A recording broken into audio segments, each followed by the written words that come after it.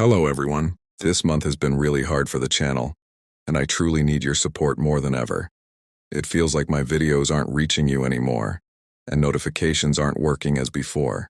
Please like, comment, subscribe, and turn on notifications. If we reach 1,000 likes and 1,000 comments, it will really help me continue. I've always been more comfortable with trees than people. That's why I became a park ranger in Hiawatha National Forest. The vast wilderness of Michigan's Upper Peninsula has been my home for the past 7 years. The ancient cedars and hemlock, the crystal-clear lakes, the silence broken only by bird calls and the occasional distant howl. This was my sanctuary. My name is James Mitchell. Most folks around here just call me Ranger Jim. I've mapped more trails in these woods than anyone else on staff. I know every ridge, every ravine, every unmarked path that winds through the 880,000 acres of Hiawatha, or at least I thought I did. It was late September when everything changed. The forest was transforming, the maple and birch trees exploding into brilliant yellows and fiery reds. Tourism had slowed to a trickle as the temperatures dropped, but we still had the occasional hiker seeking solitude among the changing leaves. That morning started like any other. I was in my cabin reviewing reports of downed trees after the previous night's windstorm, when my radio crackled to life. "Jim, you copy?" It was Susan from dispatch. I grabbed the radio. "Copy. What's up?" "Got a report of a missing hiker. Solo male, mid-30s, was supposed to check in with his wife last night but never did. Last known location was the trailhead at Echo Lake." My stomach tightened. Echo Lake was in the most remote section of the forest, an area rarely frequented by casual hikers. "Any details on his planned route?" "Negative. Wife says he mentioned wanting to explore some unmarked trails. She's pretty frantic." "I'll head out now. Have search and rescue on standby, but let's not deploy the full team yet. Might just be a case of poor cell reception." "Copy that. Keep me posted." I gathered my gear, first aid kit, extra water, emergency rations, flares, and my trusty .45. We'd had issues with aggressive black bears this season, and while I'd never had to use it, the weight of the pistol on my hip was reassuring. I also grabbed my personal journal, a habit I'd developed over the years. Documenting unusual occurrences in the forest had saved my ass more than once when filing reports. The drive to Echo Lake took almost an hour on service roads that grew increasingly rough. The trailhead parking lot was empty except for a blue Subaru Forester with Michigan plates. I ran the registration, Vincent Cooper 36, from Lansing. This had to be our missing hiker. I checked his vehicle first, nothing unusual. Hiking gear missing, as expected. A half-empty water bottle in the cup holder. A receipt from a gas station in Munising from 2 days prior. A dog-eared map of Hiawatha spread open on the passenger seat with several trails highlighted in yellow. I took out my binoculars and scanned the tree lines surrounding the lake. The water was perfectly still, reflecting the multicolored canopy like a mirror.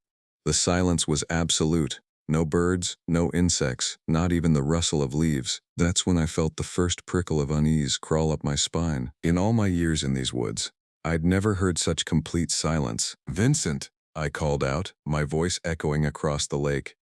"Vincent Cooper, this is Park Ranger James Mitchell. Can you hear me?" Nothing but my own voice bouncing back at me. I studied Cooper's map, noting the trails he'd marked.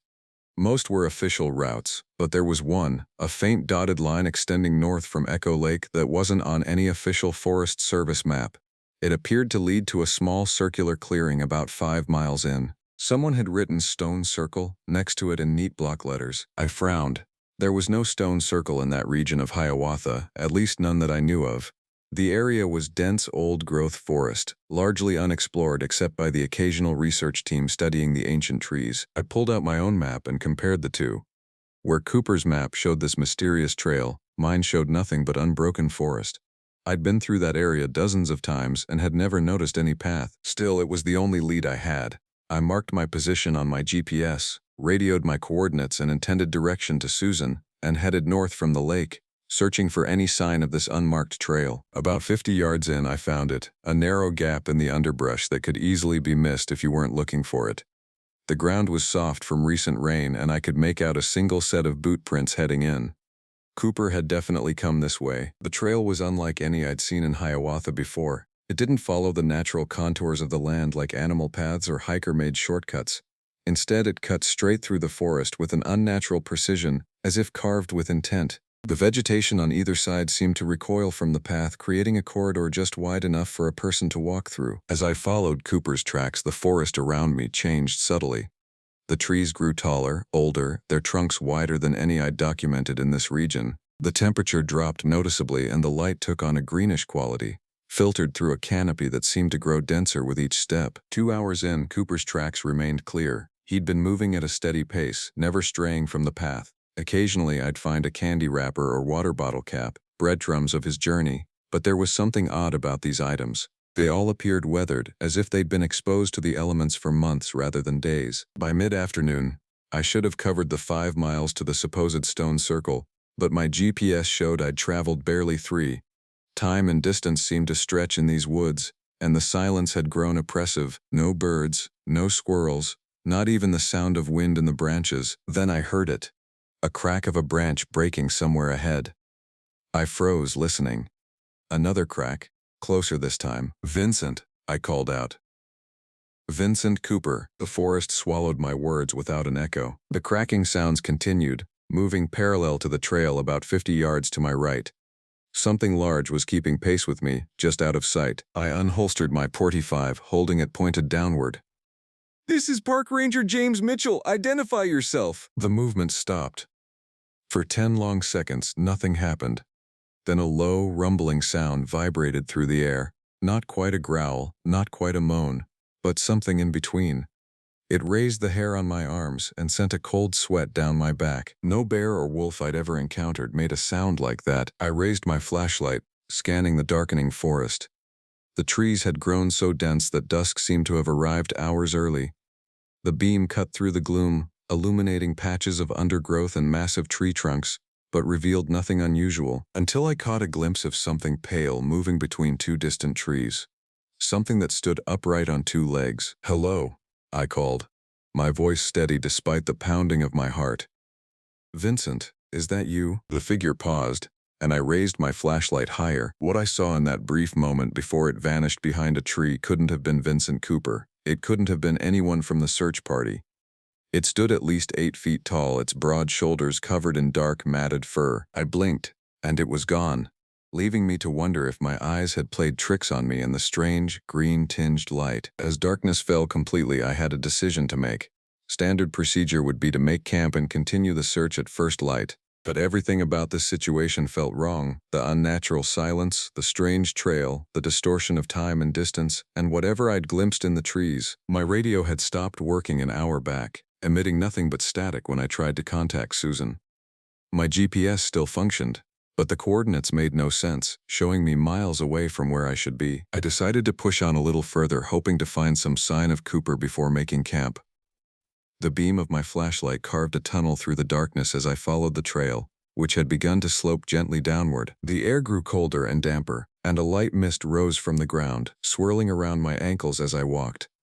The mist thickened with each step until it reached my knees, giving the forest floor the appearance of a cloudy sea. That's when I found Cooper's backpack. It lay in the middle of the trail, its contents scattered as if it had been ripped open and ransacked.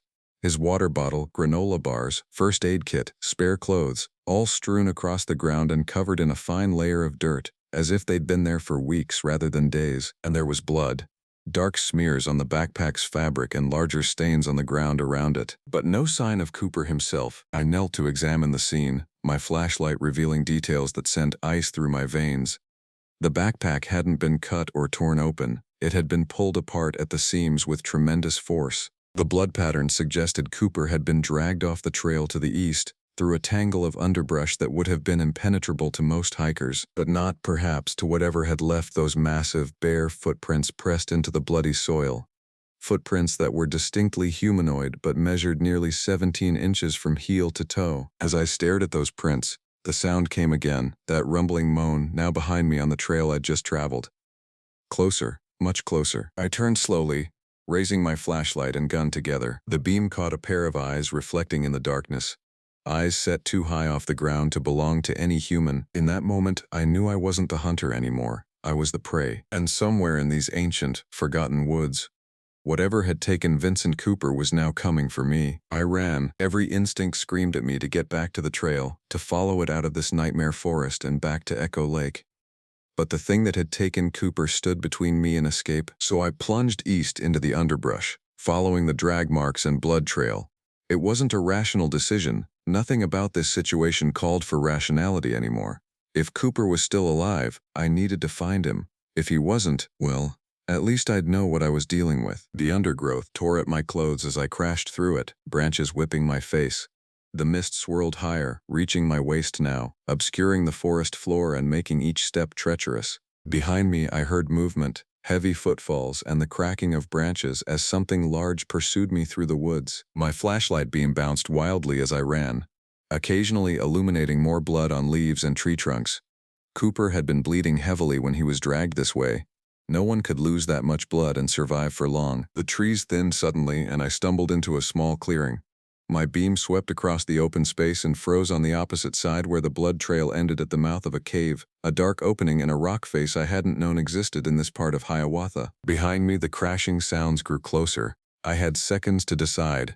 The cave or the forest. I chose the cave, rushing across the clearing and pressing myself against the rock wall beside the entrance. I switched off my flashlight, plunging myself into darkness, and tried to control my breathing as I listened. The footsteps slowed as they entered the clearing. I could hear deep, ragged breathing, a wet, snuffling sound as if whatever it was could smell me on the air. I clutched my gun tighter, knowing it would likely be useless against something of that size, but finding comfort in its solid weight nonetheless. A low growl rumbled across the clearing, so deep I felt it in my chest more than heard it. Then the footsteps moved toward the cave entrance. I held my breath as a massive silhouette blocked the dim starlight filtering into the cave. It stood there, a mountain of shadow, steam rising from its body in the cool night air. I could smell it now, a pungent, musky odor like wet fur and decay. It took a step into the cave, ducking its head beneath the entrance. I pressed myself flatter against the wall, willing myself to become part of the stone. Another step, and its massive form was fully inside, its breathing echoing in the confined space. It paused, and I knew it was listening for me, hunting me with senses far keener than my own. My finger tightened on the trigger of my .45. If it found me, I'd empty the entire magazine into it, for all the good that would do. A sudden noise from deeper in the cave, a skittering of small stones, drew its attention. The creature let out another rumbling growl and moved further in, following the sound. The moment its back was to me, I slipped out of the cave entrance and back into the clearing. I didn't run. Running would make too much noise. Instead, I crept slowly, placing each foot with deliberate care, making my way toward the tree line. I'd almost reached it when the growl came again, louder, angrier. It knew I'd tricked it. I abandoned stealth and sprinted into the forest, no longer following any path, simply putting as much distance between myself and the cave as possible. The mist had risen higher, now reaching my chest, making the forest look like something from a dream or a nightmare. I ran until my lungs burned and my legs threatened to give out beneath me. Only then did I stop, pressing my back against a massive tree trunk as I gasped for breath. I couldn't hear pursuit anymore, but that didn't mean it wasn't coming. Once my breathing steadied, I took stock of my situation. I'd lost my bearings completely in the panicked flight from the cave. My GPS still showed coordinates that made no sense. My radio remained useless, producing nothing but static. My flashlight still worked, but I dared not use it unless absolutely necessary. The forest had changed again. The trees here were even older, their massive trunks wider than cars, their canopies so dense that barely any starlight filtered through. The mist had thinned somewhat, now swirling around my knees rather than my chest. I checked my watch, 11:47 p.m. I'd been in the forest for nearly 12 hours, far longer than I'd planned. Susan would have deployed the full search and rescue team by now, but I doubted they'd find this place, this section of forest that shouldn't exist, that wasn't on any map. As my eyes adjusted to the darkness, I noticed something strange about the trees surrounding me. Many of them had markings carved into their trunks, crude symbols that reminded me of pictographs I'd seen in anthropology textbooks. Spirals, stick figures, and what appeared to be handprints pressed into the bark. Some of the markings looked decades old, the edges softened by time and growth. Others appeared fresher, the exposed wood still light-colored where the bark had been stripped away. I reached out to touch one of the symbols, a spiral with what looked like rays emanating from it. The carving was deep, as if made by something with considerable strength, but the edges were rough. Not the clean cuts a knife would make. A twig snapped in the darkness and I froze. The sound had come from ahead of me, not behind. Something else was moving through the forest. "Hello?" I whispered, immediately regretting breaking the silence. A moment passed, then another twig snapped. Closer this time. I raised my gun, pointing it toward the sound. "Identify yourself," I said, my voice barely above a whisper. Movement, a shadow separating from the greater darkness between the trees. Smaller than the creature that had chased me, but still large. Human-sized. "Please," came a hoarse voice. "Please help me." I nearly collapsed with relief. "Vincent? Vincent Cooper?" The figure staggered forward, and I risked a quick flash of my light. It was indeed Vincent Cooper, or what was left of him. His clothes were torn and caked with dried blood. His face was a mass of scratches and bruises, one eye swollen shut. He clutched his left arm to his chest, the limb bent at an unnatural angle. "Thank God," he rasped, stumbling toward me. I thought I was the only one left." "The only one?" I helped him sit with his back against a tree. "What do you mean? What happened to you?" "It took the others," he said, his good eye darting nervously around the forest. "Dragged them to its cave. I got away, but it's been hunting me, for days." My blood ran cold. "Days? Vincent, you've only been missing since last night." He let out a broken laugh that dissolved into a coughing fit. "Last night? I've been in these woods for at least 4 days, maybe 5. It's hard to keep track." I shook my head. "That's not possible. Your wife reported you missing this morning when you didn't check in last night." "Time," he whispered. "Time is wrong here. Everything is wrong here."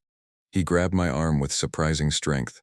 "We need to leave, now, before it finds us again." "I'm trying to get us out of here," I said, "but I've lost the trail. My GPS isn't working right, and I don't recognize this part of the forest." "There is no out," Vincent said, his voice rising in pitch. "Don't you understand? It's forest. It brings people here. It's been doing it for years, decades. There are others, older ones. They live in the trees now. They've been here so long they've forgotten they were ever human." I stared at him, trying to make sense of his rambling. The man was clearly in shock, probably delirious from blood loss and trauma. "Vincent, you're injured. You're not thinking clearly. We need to—" A scream cut through the night, a high, ululating wail that couldn't have come from a human throat. It echoed through the trees, seeming to come from all directions at once. Vincent began to shake uncontrollably. "It's calling to the others," he whispered. "They hunt together at night." "Others? What others?" But before he could answer, the undergrowth to our left exploded outward as something massive charged through it. In the chaos, I caught glimpses of matted fur, impossibly long limbs, and a face that was almost human but horribly, wrongly proportioned.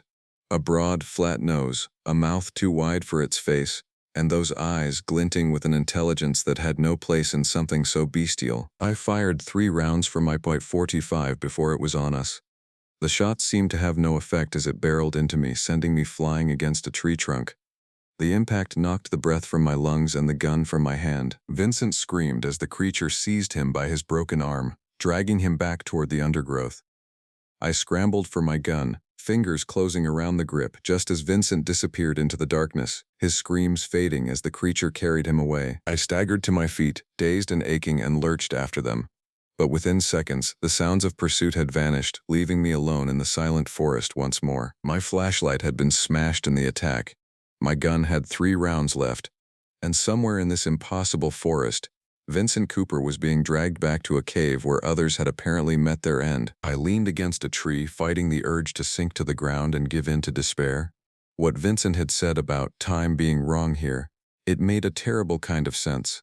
The weathered appearance of items that should have been fresh, the way distances seemed to stretch, the feeling I'd had from the beginning that this place operated under different rules. I pushed away from the tree and made a decision. I couldn't save Vincent, not in my current state, not against that thing. My priority had to be finding a way out of this nightmare and bringing back help. But which way was out? Every direction looked the same in the darkness. Endless trees, mist, and the constant feeling of being watched by unseen eyes. I chose a direction at random and began walking, keeping the North Star visible through occasional breaks in the canopy as my only guide. If I maintained a straight line, eventually I'd have to reach the edge of this place, wherever and whatever it was. Hours passed. The forest remained unchanged. Ancient trees, swirling mist, and carved symbols that grew more frequent the further I walked. My legs ached, and exhaustion tugged at me, But I dared not stop. Something told me that to sleep in this forest would be to never wake again. Dawn should have broken long ago according to my watch, which now read 5:23 a.m., but the darkness remained absolute save for the faint starlight filtering through the canopy. It was as if this place existed in an eternal night. Then I saw it. A faint glow ahead, too steady to be a flashlight, too yellow to be starlight. I approached cautiously, one hand on my gun. The trees opened into another clearing, larger than the one with the cave. In its center stood a perfect circle of standing stones. Megaliths like those at Stonehenge, but smaller, each about the height of a man. There were 9 of them arranged around a central stone altar. Atop the altar burned a small fire in a crude stone bowl, its flames casting flickering shadows across the clearing. And around the fire sat 3 figures. They were human in shape, but there was something profoundly wrong about them. They sat too still, their limbs too long, their backs hunched in ways human spines shouldn't bend. They wore tattered remains of clothes, a park ranger uniform on one, hiking gear on another, what might once have been a flannel shirt on the third. As I watched from the edge of the clearing, one of them raised its head, revealing a face that had once been human but had transformed into something else. The features elongated, the brow heavy, the jaw protruding. Its eyes reflected the firelight like an animal's. It sniffed the air, then turned its head directly toward my hiding place. It knew I was there. All 3 figures rose as one, their movements jerky and uncoordinated, as if they were puppets controlled by unpracticed hands. They began to walk toward me, spreading out to flank my position. I backed away slowly, then turned and ran once more into the endless night of the forest, the inhuman cries of the hunting party echoing behind me. Whatever this place was, whatever these creatures were, I knew one thing with absolute certainty. I was not meant to leave this forest alive. I ran until my legs gave out beneath me, collapsing onto the damp forest floor as my lungs burned with each gasping breath. The creatures from the stone circle hadn't pursued me far. They'd stopped at the edge of the clearing, watching with those reflective eyes as I fled into the darkness, almost as if they knew something I didn't, almost as if they knew I had nowhere to go. As my breathing steadied, I became aware of a new sound in the forest, water running over stones. A stream or small river. Water meant direction, potentially a way out of this endless maze of trees. I followed the sound, moving as quietly as I could through the underbrush. The mist had thinned to almost nothing, and I could see better now, though the darkness remained absolute. My watch read 7:13 a.m. Dawn should have broken hours ago. The stream, when I found it, was narrow but fast-flowing, its water black in the starlight.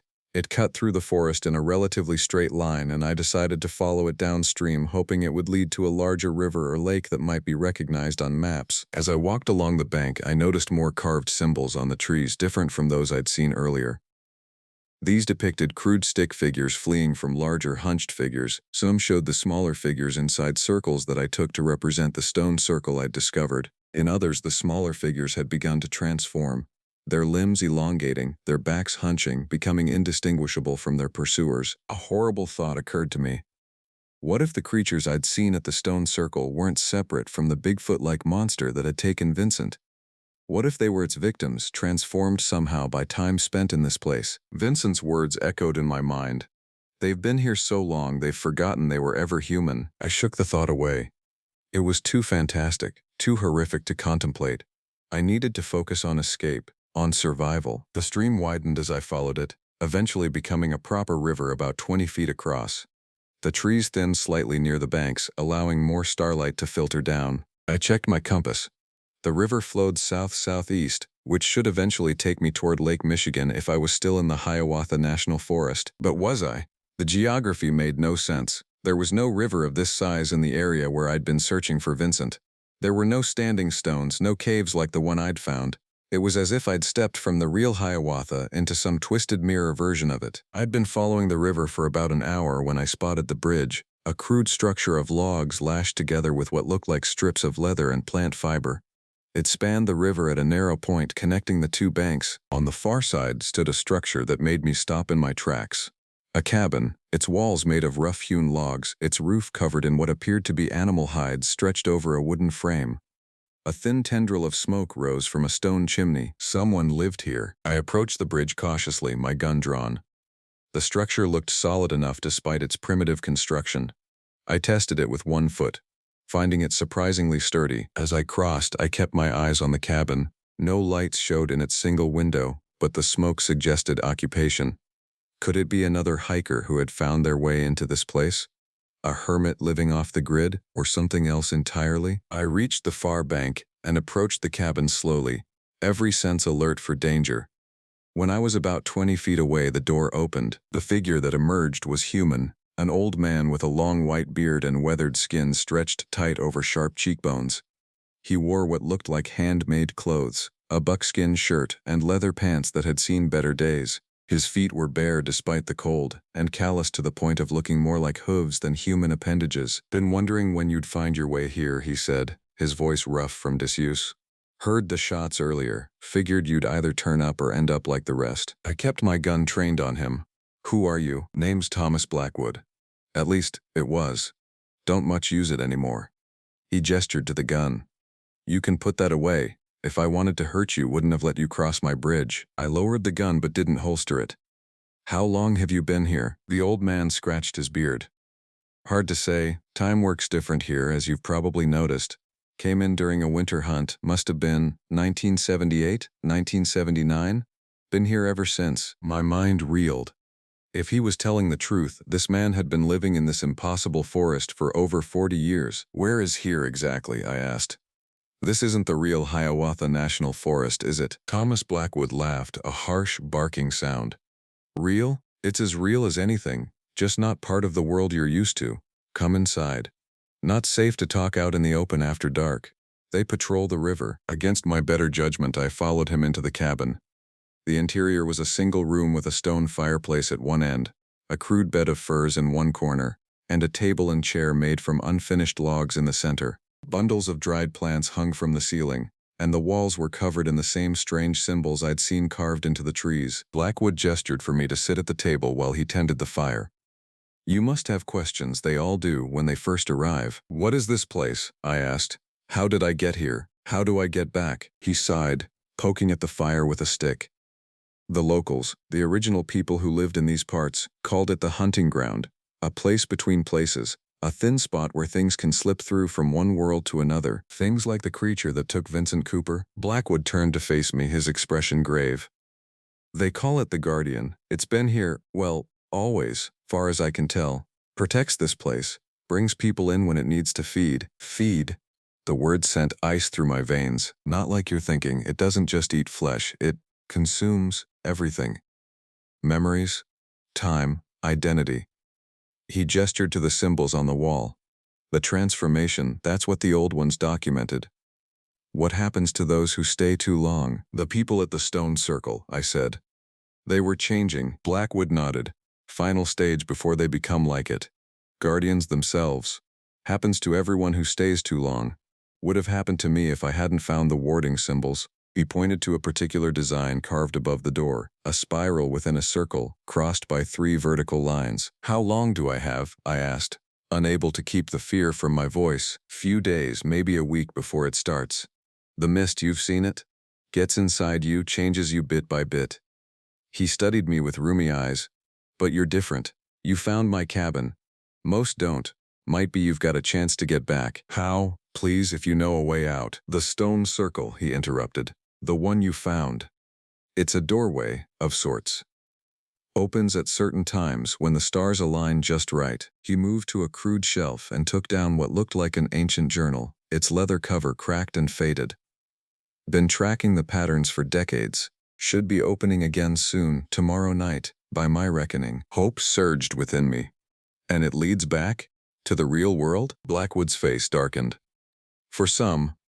Others, well, doorways work both ways, and the Guardian doesn't like to lose what it considers its property." "How do I improve my chances?" He opened the journal, revealing pages covered in astronomical charts and the now familiar symbols. "The ritual. The old ones used it to control the doorway, direct where it opened to." He ran a gnarled finger over a particular sequence of symbols. "These need to be drawn on the central altar stone, in a specific order, at the moment the doorway begins to form." "And you've never tried this yourself? In all these years?" A shadow passed over his face. "Tried once, early on. Something went wrong. Doorway opened to somewhere else. Somewhere worse."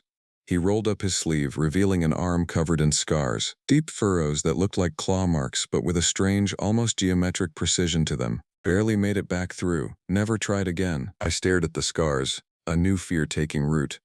What if I escaped this place only to end up somewhere even more dangerous? There's something else you should know, Blackwood said, closing the journal. Time passes differently on the other side. Even if you make it back, it won't be to the same moment you left. Could be days later, could be years. The implications hit me like a physical blow. If I made it back, how much time would have passed? Would search parties have given up looking for me? Would I be declared dead? My life moved on without me. I have to try, I said finally. I can't stay here and become like them. Blackwood nodded. Rest here tonight. Tomorrow I'll show you what you need to know for the ritual. He moved to a crude cupboard and took out a clay pot. Drink this, it'll protect you from the mist for a while. The liquid was bitter, tasting of herbs and something metallic. I drank it down, grimacing at the aftertaste. As exhaustion finally overtook me, I stretched out on the floor near the fire, using my pack as a pillow. The last thing I saw before sleep claimed me was Thomas Blackwood sitting in his chair, staring into the flames, his fingers tracing the scars on his arm over and over. I dreamed of the stone circle, of stars shifting overhead, of a doorway opening in the air between the megaliths. Beyond it, I could see the normal world, my cabin, my life, everything I'd left behind. But standing between me and the doorway was the Guardian, its massive form blocking the path, its two human eyes reflecting the starlight as it waited for me to make my move. In the dream, I knew with absolute certainty that only one of us would pass through that doorway, and the Guardian had been playing this game for a very, very long time. I awoke to silence. The fire had died down to embers, casting a dull red glow over the cabin's interior. Thomas Blackwood was gone. I sat up, immediately alert. My watch read 3:47 p.m., but the light filtering through the cabin's single window was the same eternal twilight that had pervaded this place since I arrived. On the table lay Blackwood's journal, open to a page showing the stone circle and the symbols needed for the ritual. Beside it was a crude knife with a bone handle and a stone blade, along with a small clay pot containing what looked like red ochre mixed with some dark liquid. Blood. The ritual required blood. I moved to the window, peering out at the river and the bridge. No sign of Blackwood. I tried the door and found it unbarred. Stepping outside, I called his name, but only the whisper of the river answered me. Had he abandoned me? Or had something happened to him while I slept? I circled the cabin, finding a cleared area behind it where Blackwood apparently grew some kind of crops. Plants I didn't recognize with bulbous purple fruits and silver leaves. Beyond the garden, a path led into the forest, marked by the same warding symbols that were carved above the cabin door. I followed it cautiously, my hand on my gun. The path wound through the trees for about half a mile before ending at a small clearing containing a stone cairn, a burial mound covered in the now familiar symbols, a grave. But whose? I returned to the cabin, increasingly uneasy about Blackwood's absence.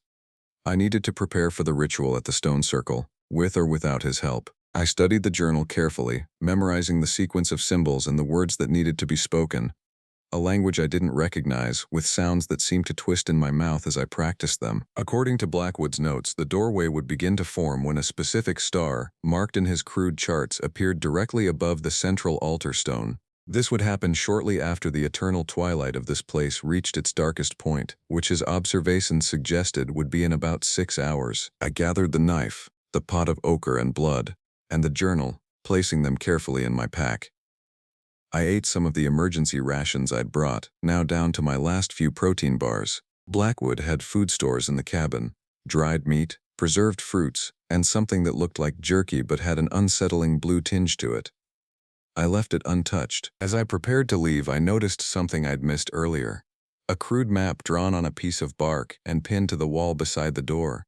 It showed the river, the cabin, and a path leading to the stone circle that was different from the way I'd found it initially. This route followed the river for a while before cutting inland through what appeared to be a less densely forested area. A safer path, perhaps? Or Blackwood's final gift to me? Either way, I had no choice but to trust it. I traced the route with my finger, committing it to memory, then took a deep breath and stepped out of the cabin's protective warding. The forest felt different immediately, more alive somehow, the silence replaced by subtle sounds, the rustle of leaves, the distant call of something that wasn't quite a bird, the creak of ancient trees swaying in a wind I couldn't feel. I crossed the bridge and began following the river downstream as the map had indicated. The symbols carved into the trees became more frequent, and I noticed they were changing. The stick figures were now almost entirely the hunched, transformed versions, with only a few remaining human-shaped. About 2 miles downriver, I found the turnoff indicated on the map, a narrow game trail leading away from the water and into a section of forest where the trees grew further apart, allowing more of the dim twilight to filter through. I'd been walking this new path for perhaps half an hour when I heard it. A low moaning sound, rising and falling like a distant wind. But there was no wind in this place, only the eternal stillness of air that had never known true weather. I froze, listening. The sound came again, closer this time, and with it a rhythmic thumping, like heavy footsteps but with an odd cadence, as if whatever made them had too many legs, or legs that bent in unnatural ways. I left the path, ducking behind a massive fallen tree as the sounds grew louder. Through a gap in the rotting trunk, I watched as they came into view. It was a procession of the changed ones. Former humans transformed by this place into something between man and beast. They walked in a line, 8 of them, their movements jerky and uncoordinated. Some still wore scraps of clothing, a torn jacket here, the remains of hiking boots there. Reminders of the people they had once been. At the head of the procession walked Thomas Blackwood, but not the Blackwood I had met. This version of the old hermit moved with the same awkward gait as the others. His back was more hunched, his arms longer, his fingers curled into claws, and his face, what I could see of it beneath his wild beard, had begun to change, the brow protruding, the jaw elongated. They passed within 20 feet of my hiding place, close enough that I could smell them. That same musky odor I detected from the Guardian, but fainter, as if they were pale copies of the original. None of them looked in my direction, their gazes fixed forward with a terrible purpose. They were heading toward the stone circle, the same place I needed to be when night fell. Once they had passed, I remained hidden, my mind racing.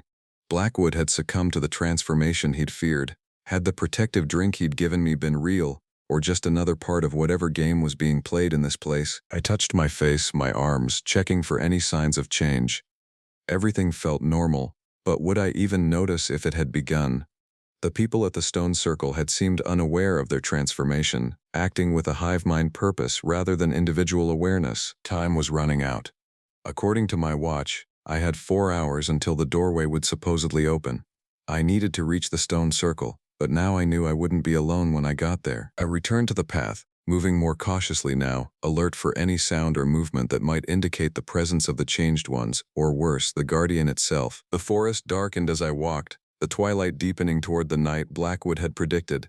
The symbols on the trees glowed faintly now, emitting a phosphorescent light that cast eerie shadows across the forest floor. Finally, I began to see a glow ahead, the same firelight I'd seen before coming from the stone circle.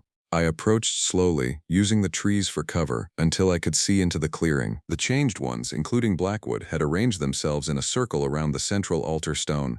Upon it burned the fire I'd seen before, its flames now a sickly green color that cast the entire clearing in an unnatural light. And standing before the altar, its massive back to me, was the Guardian. It stood at least 9 feet tall, its body covered in matted dark fur. Its limbs were proportioned wrongly, too long, too jointed, as if evolution had taken a human form and stretched it, added joints, and covered it in a protective pelt. But it was the back of its head that disturbed me most. Instead of fur, the skull was covered in what looked like overlapping plates of bone, forming a natural armor that would make any attack from behind futile. The Guardian raised its arms, and the changed ones began to sway, a low humming emanating from their throats. It was performing some kind of ritual, perhaps its own version of what Blackwood had described to me, a way to control the doorway that would soon open. I checked my watch, 1 hour until the star would be in position. I needed to interrupt their ritual and perform my own. But against 9 of them, including the Guardian, my chances seemed impossibly slim. Then I noticed something, a pattern to their movements. They would sway for exactly 17 seconds, then go still for 3, then repeat. During those 3 seconds of stillness, their eyes closed, as if in prayer or meditation. A window of opportunity, if I could use it. I drew my gun, 3 bullets left, not nearly enough, and checked that the ritual materials were accessible in my pack. Then I began to circle the clearing, staying within the tree line, looking for the best approach to the altar stone. The opposite side of the clearing offered the most direct path, a straight line of about 30 feet from the trees to the altar. If I timed it right, I could use those 3-second windows to move closer, step by step. I reached the position I'd chosen and waited, counting the seconds of their swaying. 17, stop, 3, repeat, 17, stop, 3. Repeat. On the next pause, I darted forward, covering about 5 feet before freezing as they began to sway again. None seemed to notice my presence. I continued this way, dash, freeze, until I was just 10 feet from the outer ring of standing stones. One more dash would put me inside the circle. I tensed, ready to make my move as they went still again. But just as they paused, the guardian suddenly stiffened. It turned its head, not toward me, but toward the sky. I followed its gaze. There, directly overhead, a star burned brighter than it had moments before. The doorway was beginning to form. The guardian let out a roar that shook the ground beneath my feet. The Changed One's eyes snapped open, their heads turning in unison toward the place where I stood exposed. No more time for stealth. I sprinted for the altar, shouldering past 2 of the Changed Ones who moved to intercept me. Their bodies were surprisingly light, as if the transformation had hollowed them out, leaving behind shells of their former selves. The guardian turned as I reached the altar, and I saw its face for the first time in full light. It was horrifyingly close to human. Eyes set deep beneath a heavy brow, a nose broad and flat, a mouth too wide filled with teeth too sharp. But it was the eyes that froze my blood, because in them I saw intelligence, cunning, and the cold calculation of a predator that had hunted humans for centuries. It recognized me. Worse, it knew why I was there. It lunged across the altar, impossibly fast for something so large. I raised my gun and fired my remaining 3 bullets directly into its face. The impact staggered it momentarily, black blood oozing from wounds that should have been fatal but merely seemed to annoy it. Those precious seconds were enough. I slammed the journal open on the altar stone, dipped my fingers into the mixture of ochre and blood, and began tracing the symbols Blackwood had documented. The Changed Ones closed in, their movements more coordinated now, driven by the Guardian's will.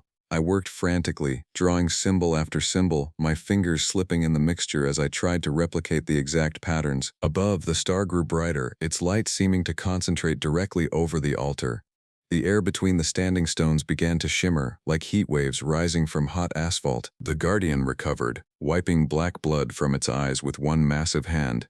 It roared again, and the Changed Ones surged forward. I finished the final symbol just as they reached me. The mixture on my fingers had thinned, the last few marks barely visible on the stone. Had I done enough? Had I done it correctly? I had no time to wonder.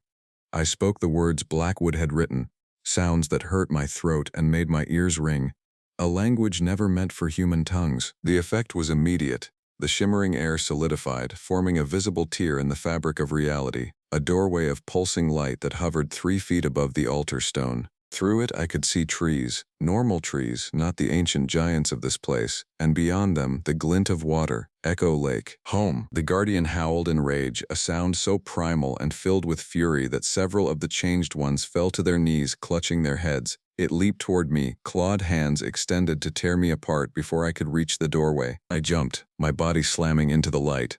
There was a sensation of intense cold, then burning heat.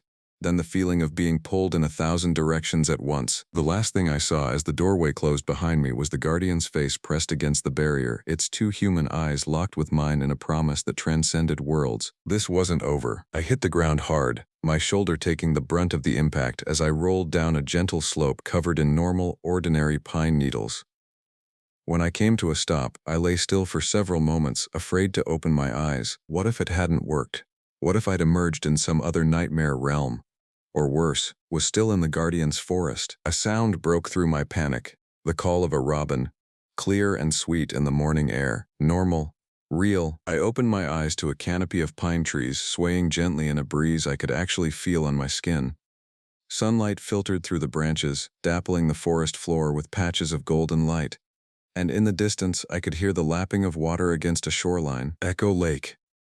I'd made it back. I staggered to my feet, wincing at the various pains that made themselves known. Bruises from my encounter with the Guardian, scratches from running through the underbrush, the bone-deep weariness of someone who had pushed their body far beyond its limits. My watch read 10:17 a.m. But what day? What month?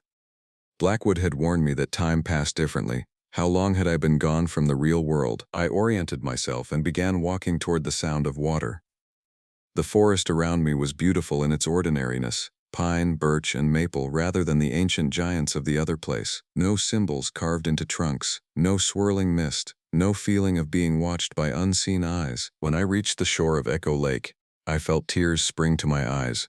It was exactly as I remembered it. The clear blue water reflecting the sky, the surrounding forest vibrant with early autumn colors.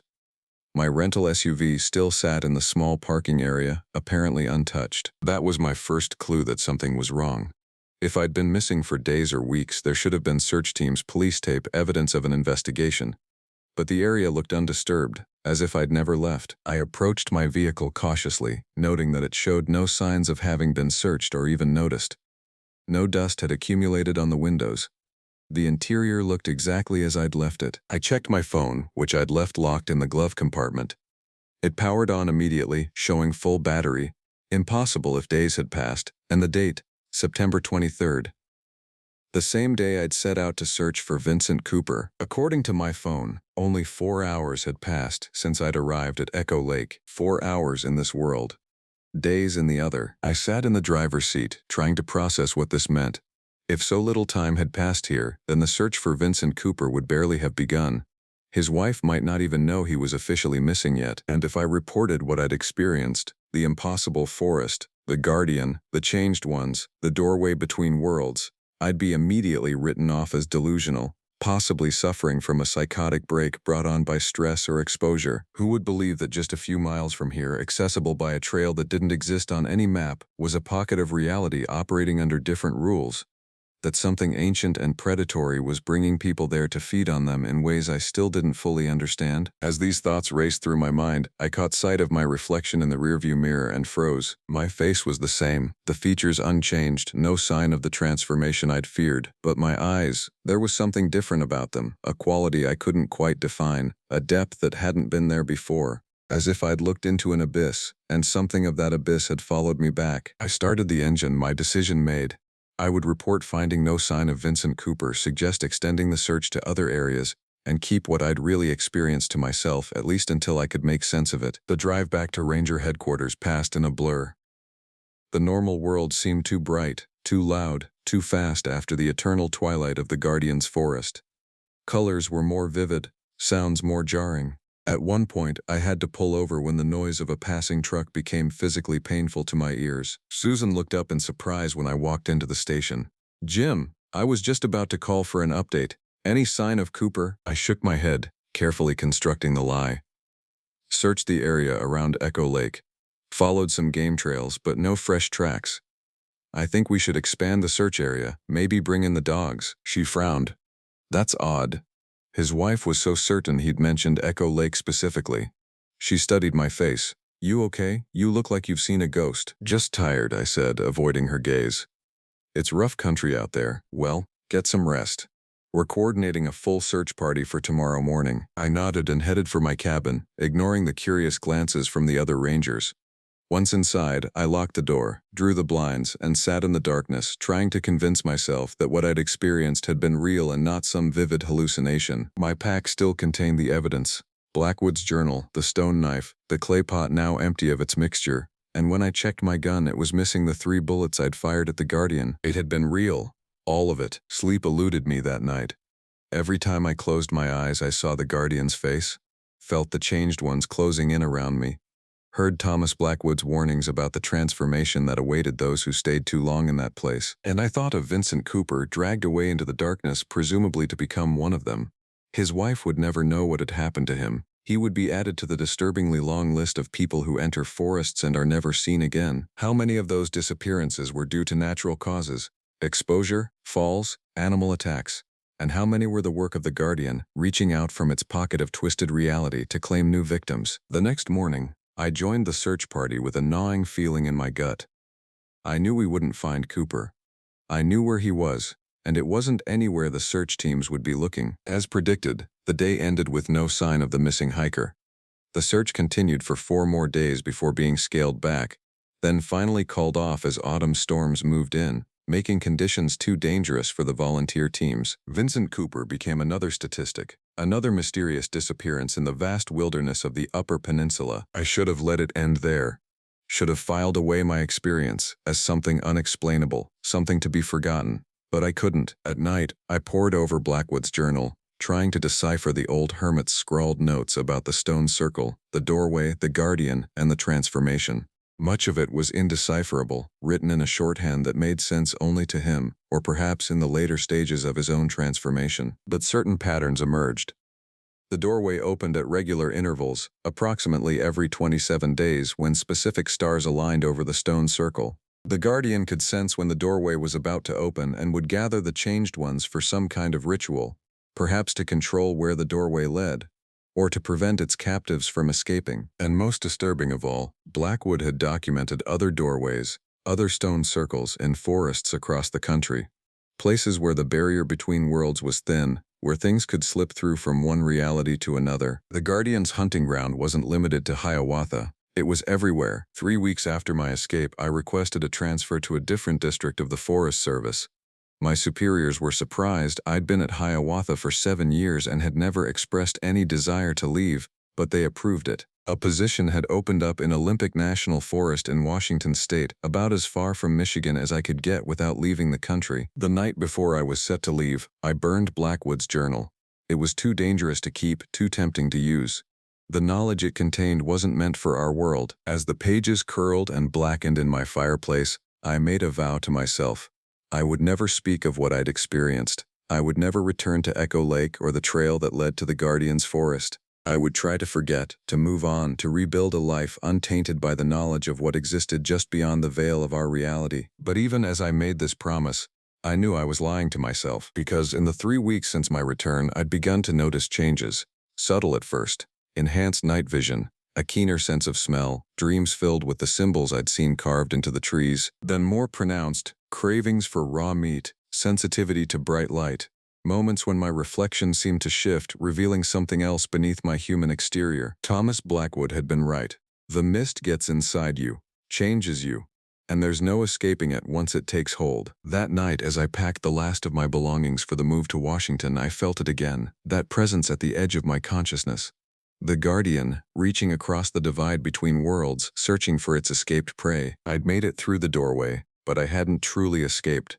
Part of me was still there, trapped in that eternal twilight, and part of the Guardian had followed me back, embedded in my mind like a splinter working its way toward my heart. I knew then that running wouldn't help.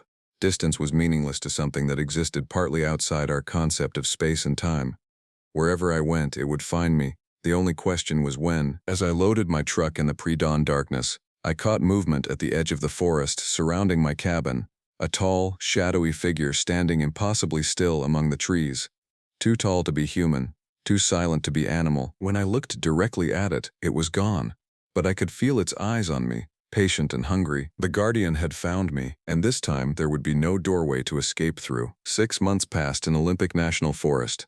I threw myself into my new role, volunteering for the most remote patrols, the most isolated fire watch towers, anything to keep me away from other rangers who might notice the changes I could no longer deny were happening to me. My reflection had become something I avoided. On the rare occasions when I caught sight of myself in a mirror or a window, I could see the transformation progressing, my brow becoming heavier, my arms slightly longer than they should be, my back beginning to hunch as if my spine was slowly reforming itself. I grew my beard long to hide the changes in my jaw. I wore loose clothing to disguise the alterations in my body's proportions. I avoided direct sunlight, which had become increasingly painful to my sensitive eyes. And always, I felt the Guardian's presence, watching, waiting, reaching across the divide between worlds to reclaim what it considered its property. The dreams grew more vivid. In them, I returned to the stone circle, but this time I was one of the changed ones, swaying in rhythm with the others as the Guardian performed its ritual. I would wake gasping, my sheets soaked with sweat that carried that same musky odor I'd detected in the other forest. I began to research other disappearances in national forests across the country. The numbers were staggering. Thousands of people who had walked into the wilderness and never walked out. Many could be explained by natural causes, but a significant number defied conventional explanation. Experienced hikers who vanished from well-traveled trails, search parties that found belongings but no bodies, strange clusters of disappearances in specific areas over decades. I plotted these clusters on a map and compared them with the crude drawings of other stone circles in Blackwood's journal, the pages I'd committed to memory before burning it.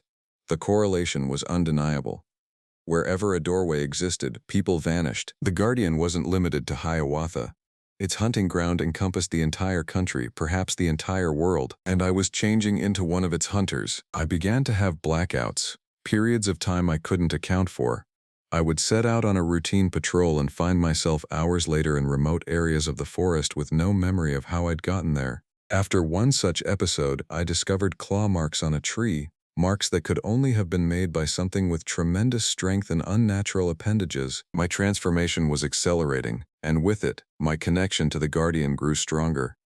I could sense when hikers entered my section of the forest. I could smell their fear when they became disoriented, their panic when they realized they were lost. And worst of all, I felt a hunger, not for their flesh but for something deeper, something essential to their being. I knew I needed to end this before I became like the changed ones I'd seen at the stone circle, a hollow shell of my former self, an extension of the Guardian's will.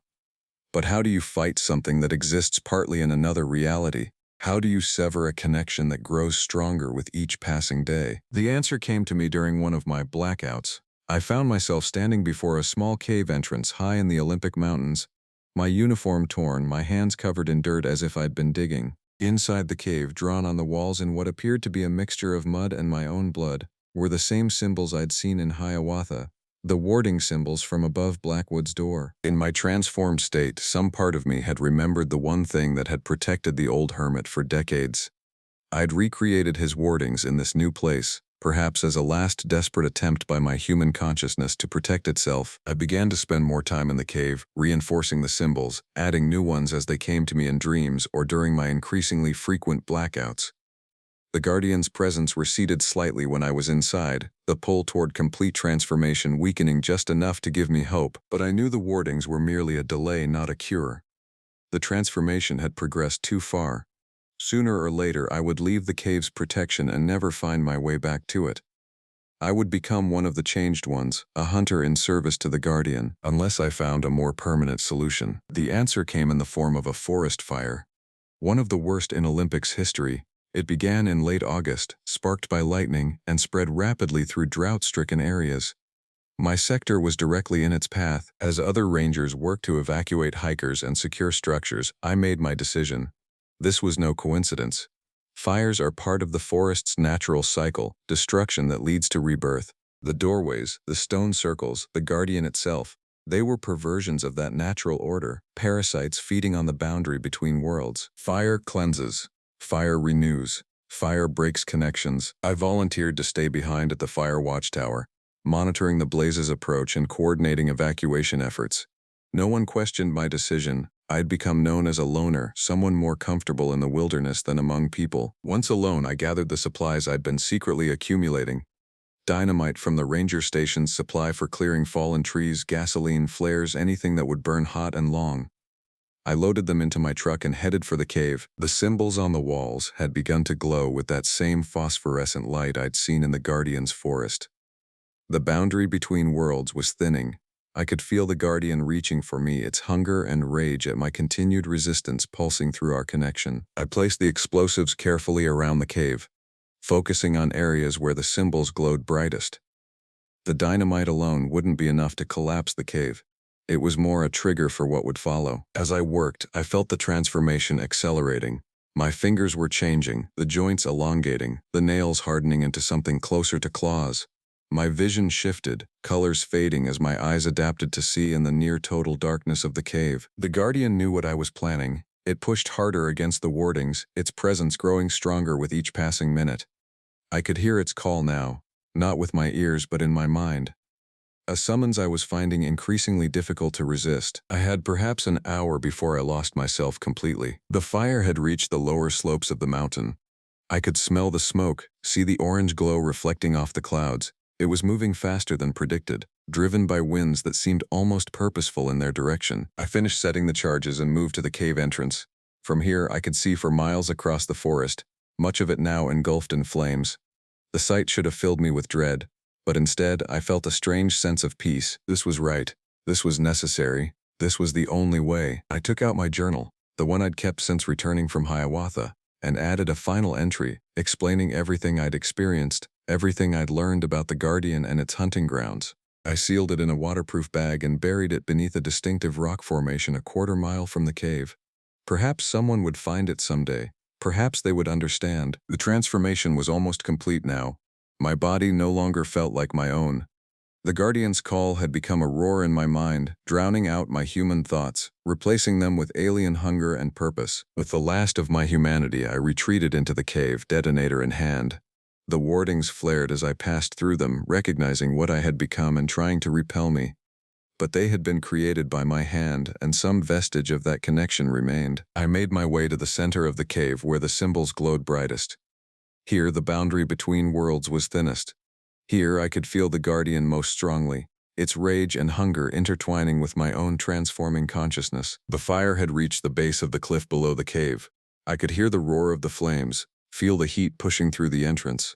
Soon the entire mountain would be engulfed. I activated the detonator. The explosion shook the cave, bringing down sections of the ceiling, severing some of the glowing symbols. The boundary between worlds wavered, thinned further, and for a moment I could see through to the other side, to the stone circle in Hiawatha, where the Guardian stood surrounded by the Changed Ones, its attention fixed directly on me. Our eyes met across the divide between worlds, and in that moment I understood its true nature. It wasn't just a predator. It wasn't just ancient.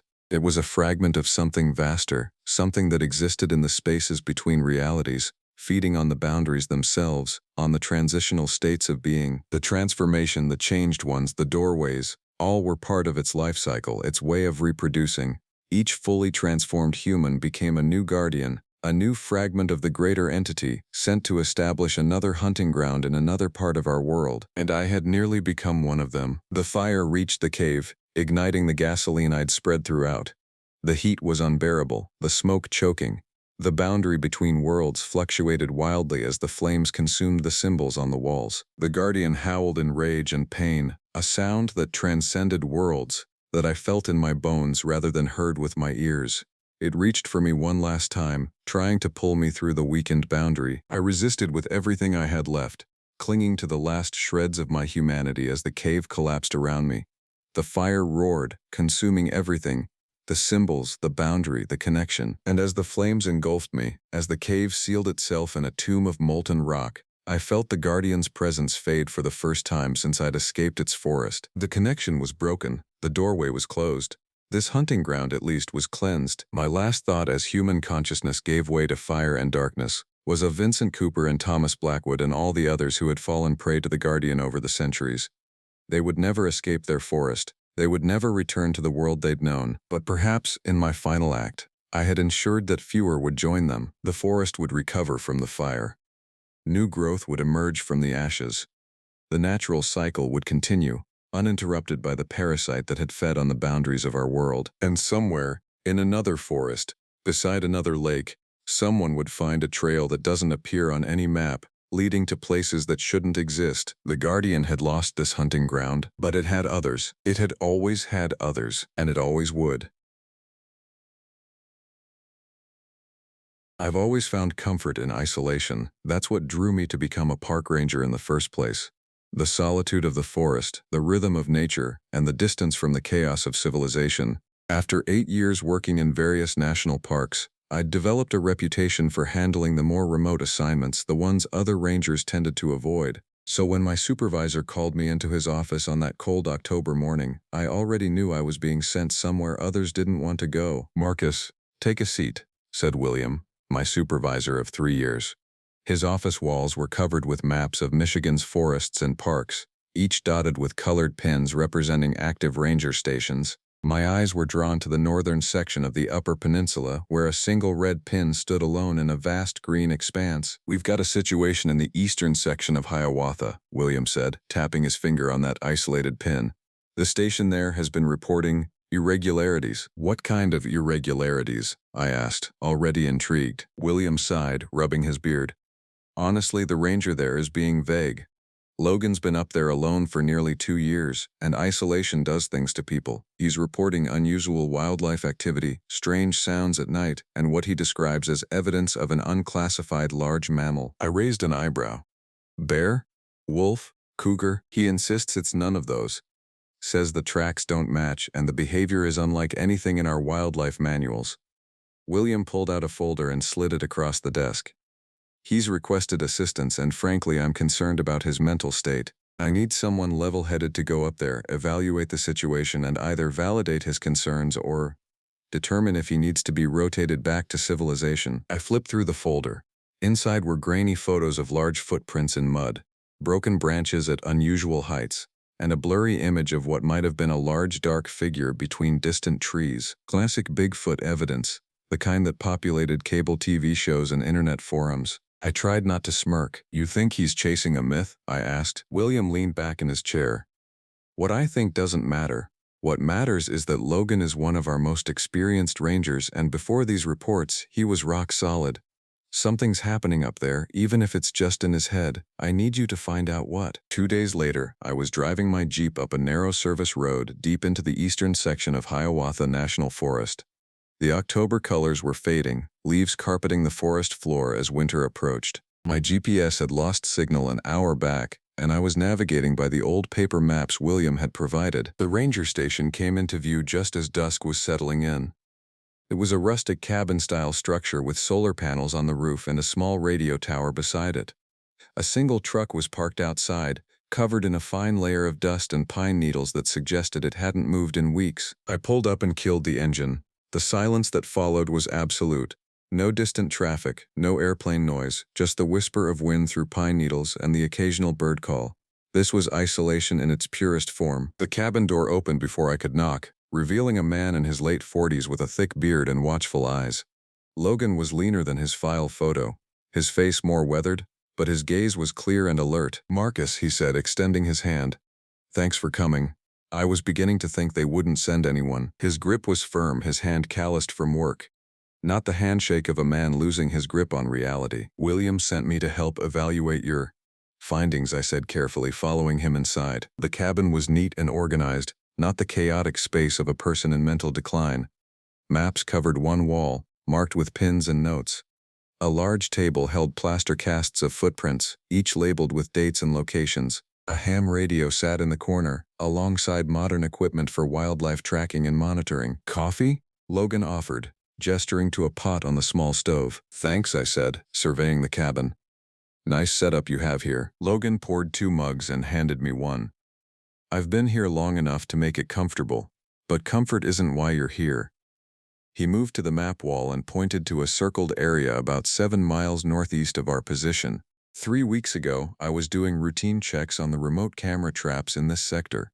Several were damaged, not by weather or small animals, but deliberately crushed. He moved to a shelf and retrieved a damaged trail camera, its metal case bent and crushed as if by immense strength. "Bear?" I suggested, examining the twisted metal. Logan shook his head. "Bears usually bad at cameras or bite them. This was crushed in a single grip, like a hand." He pulled down a binder filled with photographs. "And then there's these." The photos showed footprints. Large, humanoid footprints nearly 18 inches in length. Some were clear impressions in mud, others partial prints on dry ground. "I've worked these forests for 22 years, Logan said quietly. "I know every animal track there is. These aren't bear, aren't moose, aren't anything in our wildlife guides." I studied the photos, looking for signs of a hoax or misidentification. "Have you collected hair samples?" "Scat?" Logan nodded and pulled out a small box. "Found these caught on tree bark at about 8 feet high. Lab results came back inconclusive, primate, but not matching known species." I examined the coarse, dark hairs. They certainly didn't look like bear or deer hair. "And then there's the sounds," Logan continued, his voice dropping. "Calls in the night. Not wolf, not coyote, not anything I've ever heard before. Low, almost like speech, but not human." "Have you recorded any?" "Tried. Whatever it is, it seems to know when recording equipment is active. The sounds stop as soon as I turn anything on." He looked at me, his expression serious. "I know how this sounds.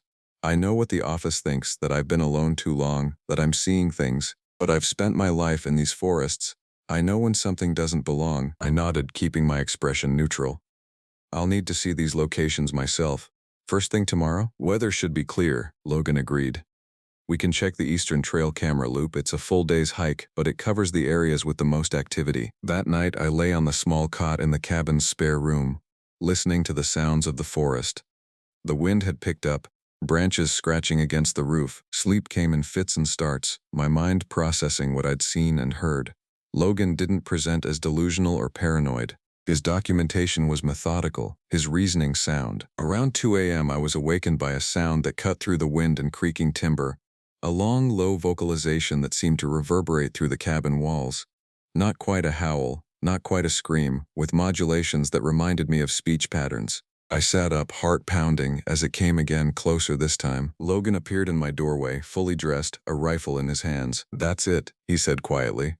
"That's what I've been hearing." Before I could respond, something heavy moved across the cabin roof, dislodging pine needles that pattered against the window.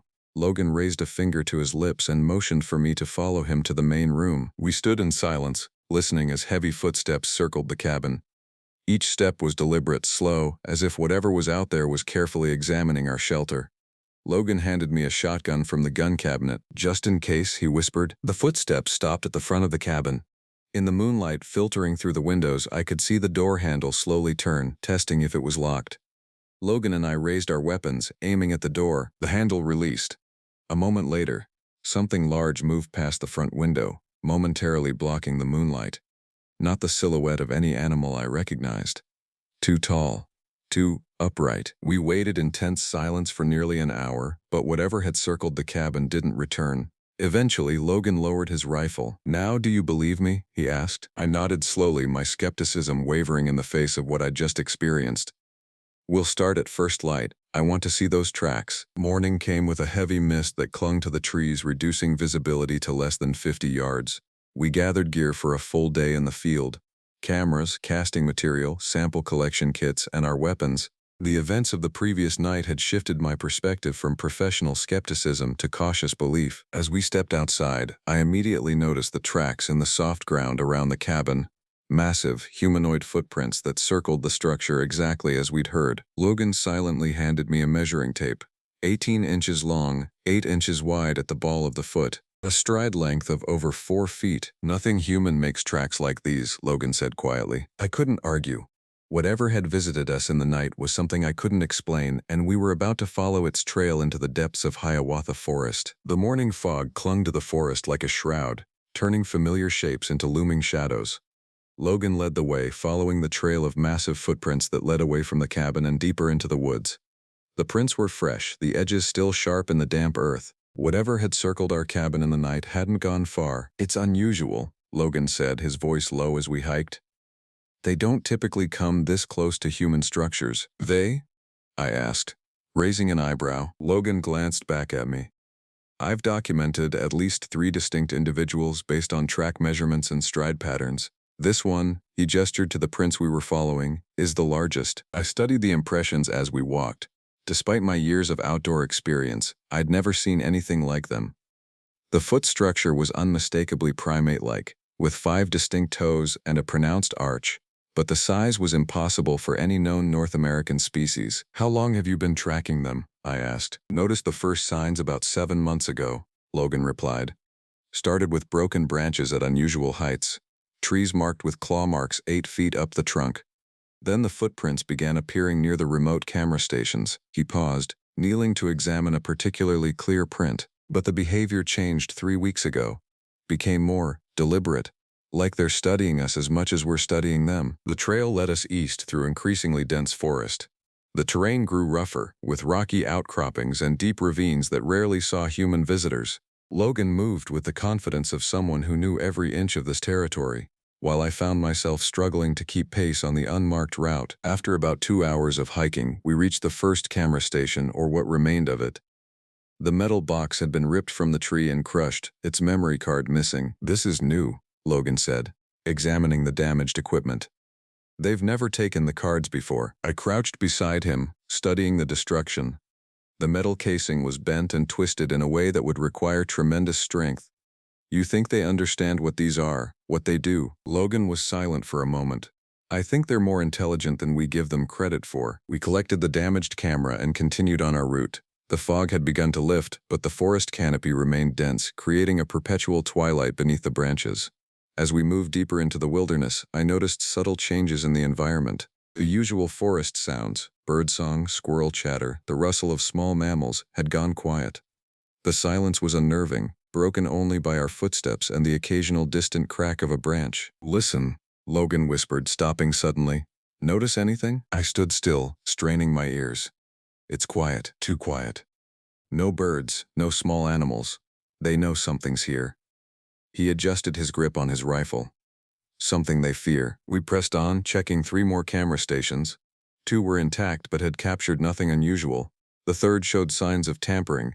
The camera had been turned to face the tree trunk, rendering it useless but not damaged. By midday, we'd reached a small clearing beside a stream.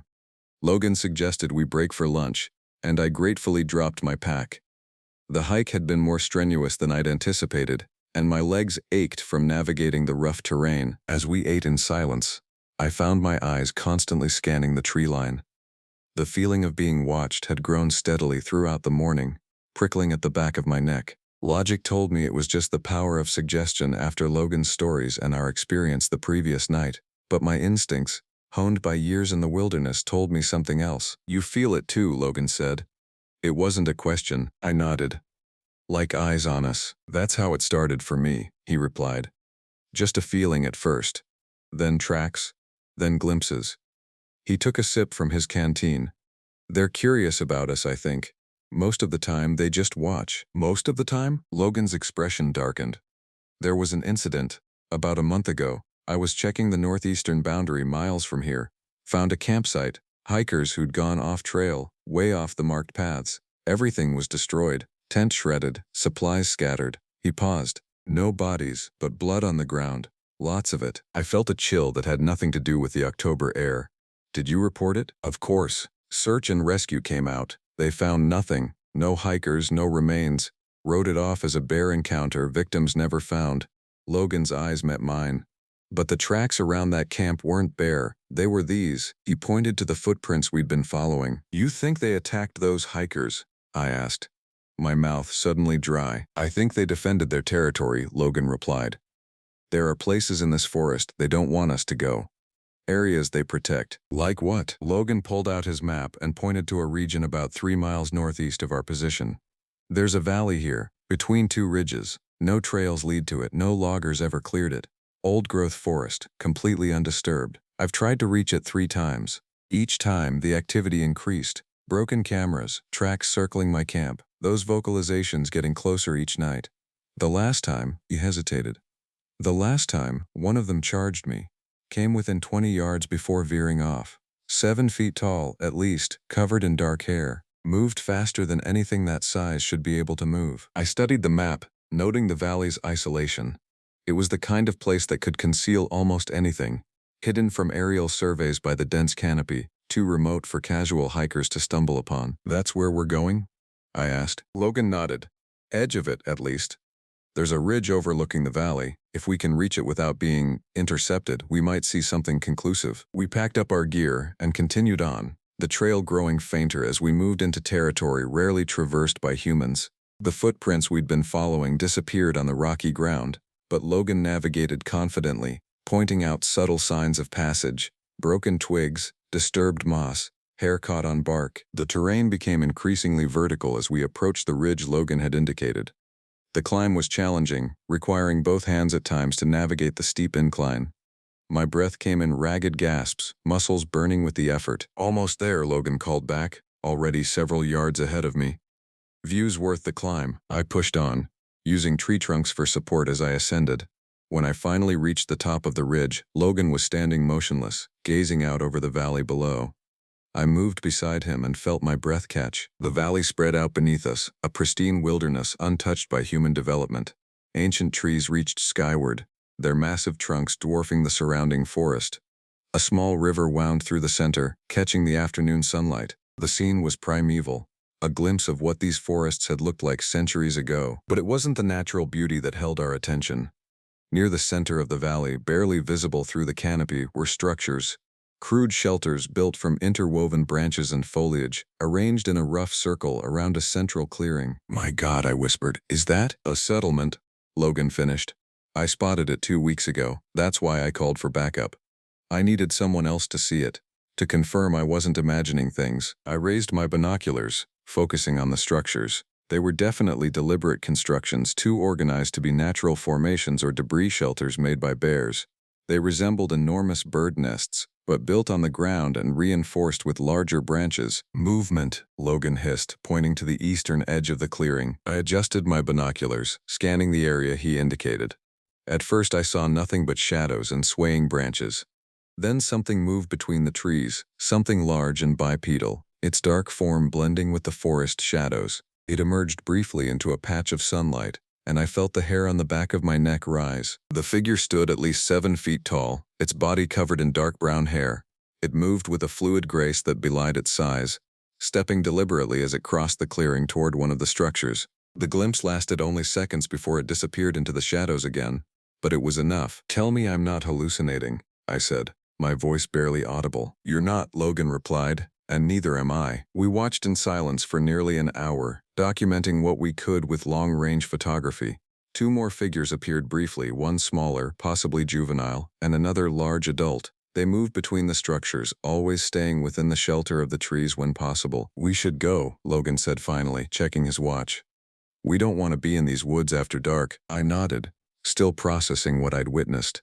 As we prepared to descend the ridge, a sound echoed through the valley, the same vocalization I'd heard the previous night, but now coming from multiple sources, calls and responses creating an eerie harmony that reverberated through the trees. "They're communicating," Logan said.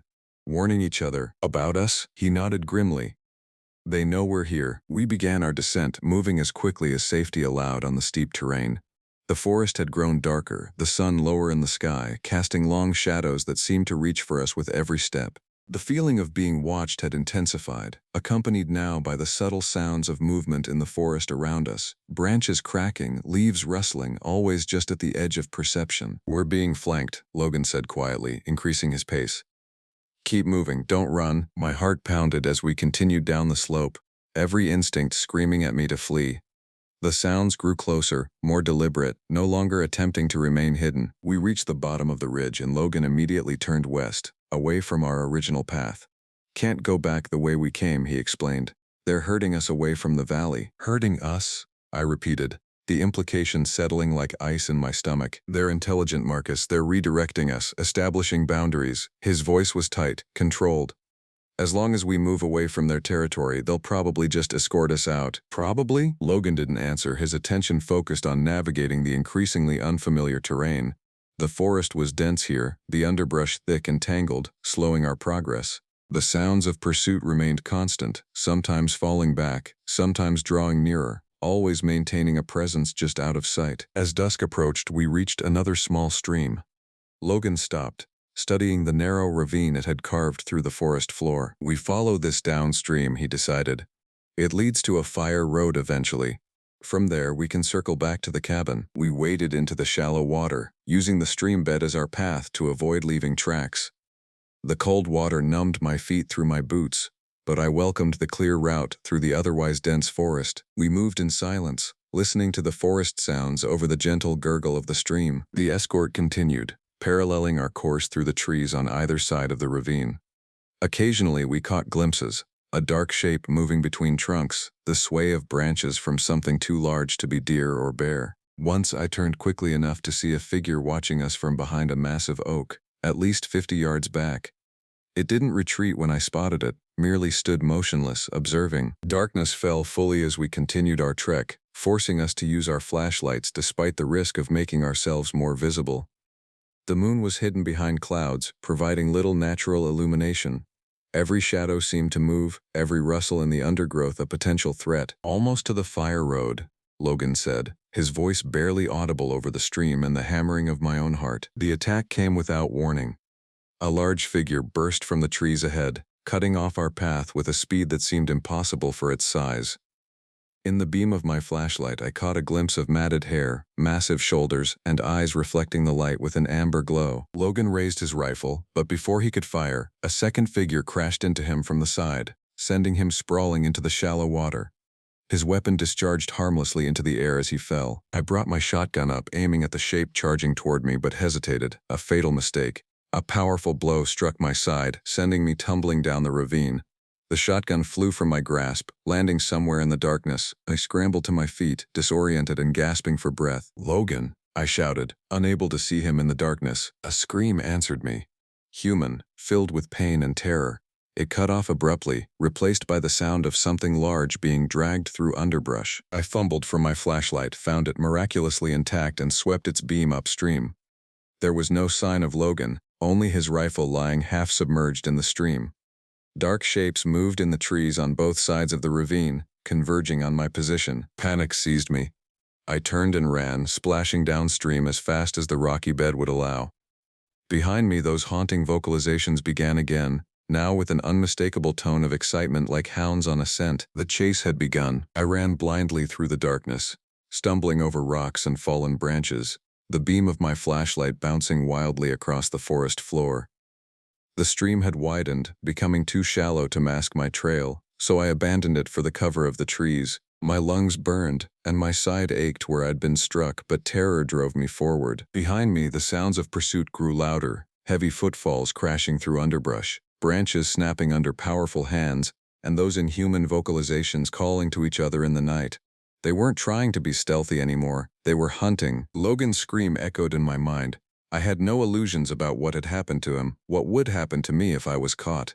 The creatures we'd observed weren't the gentle forest giants of popular mythology. They were apex predators defending their territory with lethal efficiency. I reached for my radio as I ran, desperate to call for help, but found only a broken clip where it should have been, lost in the fall or ripped away during the attack.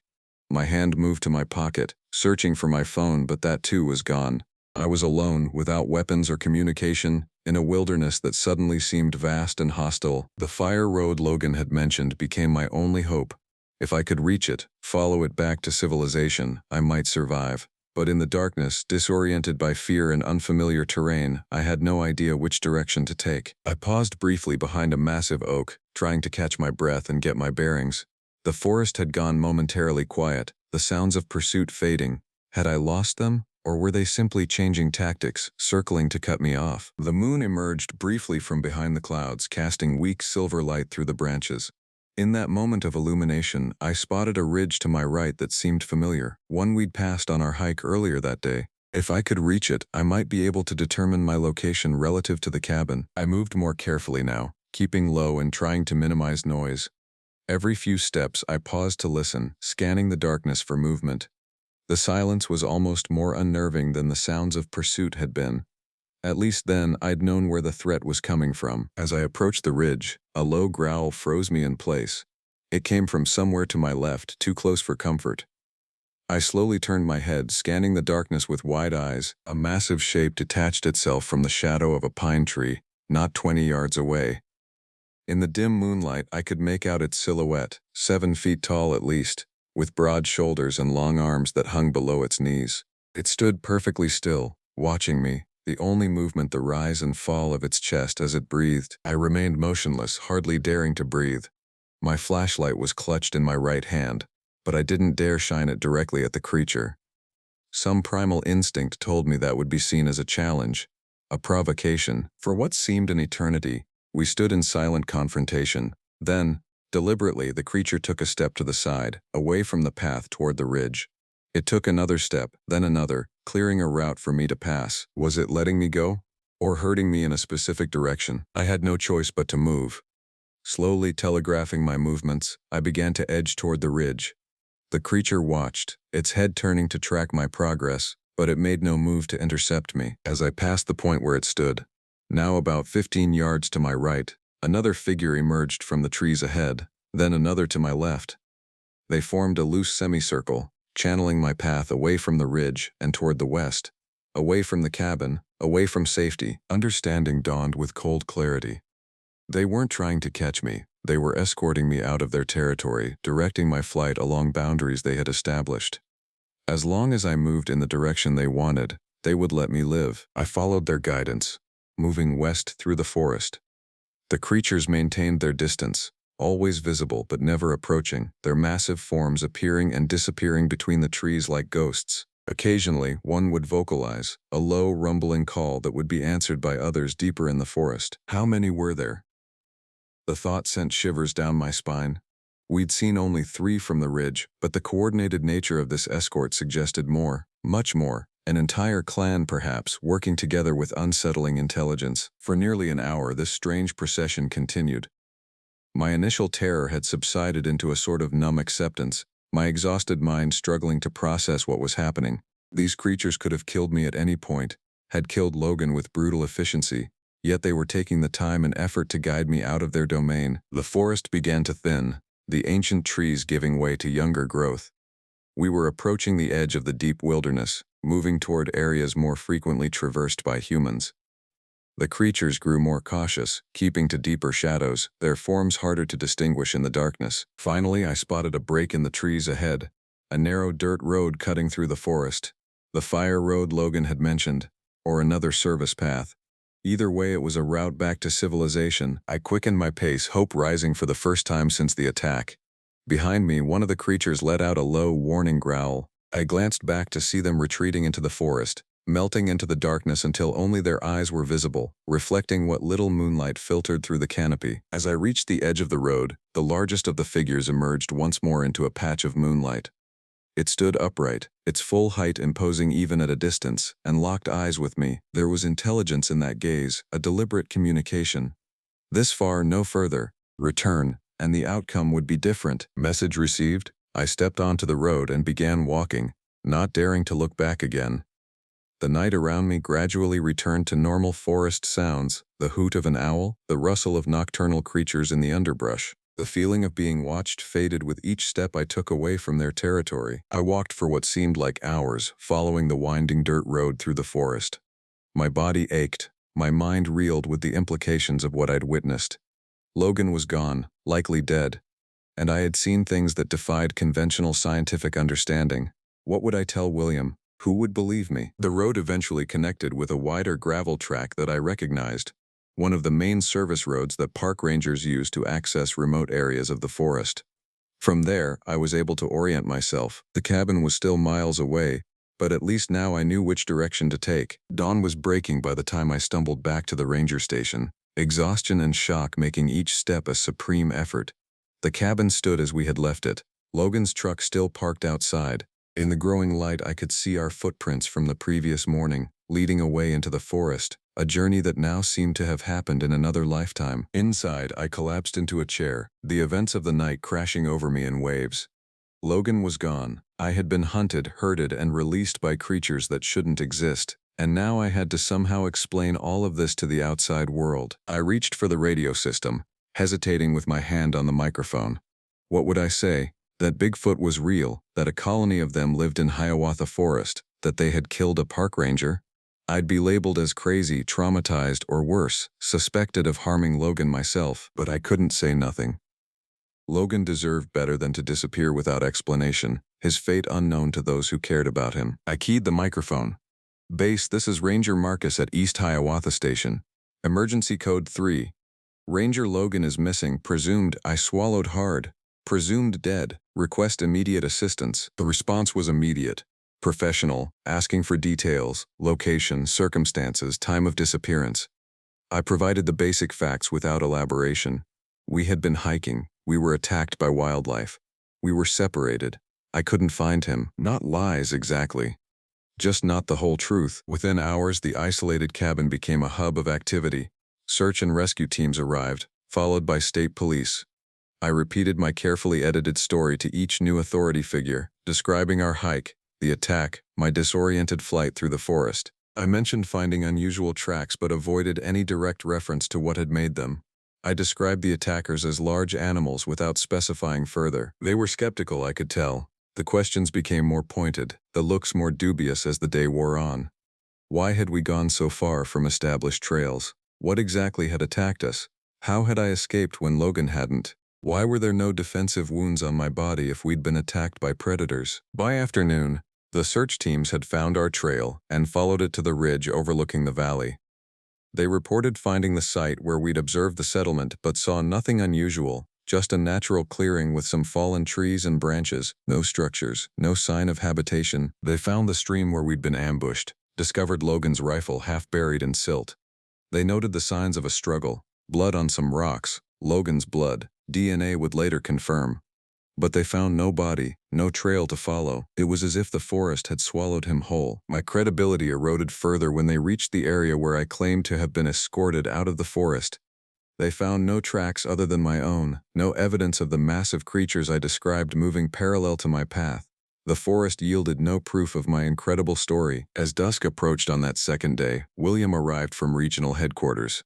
He pulled me aside, away from the search teams and investigators. "Marcus," he said, his voice low and concerned, "you need to tell me what really happened out there." I met his gaze, seeing not suspicion but genuine worry. For a moment I considered telling him everything: the settlement, the coordinated hunting party, the intelligent eyes that had stared into mine at the edge of the forest road. But the words died in my throat. Without evidence, without Logan to corroborate, it would sound like the ravings of a man broken by trauma and guilt. "I told them what happened," I said instead. "We were attacked. Logan didn't make it. I barely escaped." William studied my face for a long moment. "Logan sent me some things," he said finally. "Photos, recordings, journal entries, things he didn't include in his official reports." My heart quickened. "What things?" "Detailed accounts of what he called the colony. Descriptions of structures, behaviors, even attempts to document what he believed was a form of language."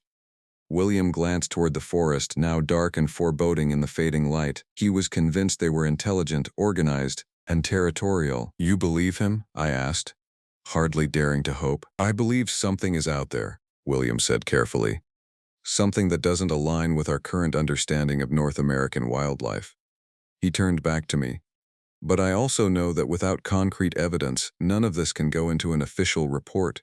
You understand that, right?" I nodded slowly, understanding all too well. "So what happens now?" "Now," William sighed, "we give them an explanation they can accept. Animal attack, most likely bear. Logan was in the wrong place at the wrong time. You were lucky to escape." "And the settlement? The things Logan documented?" "Classified as unsubstantiated observations.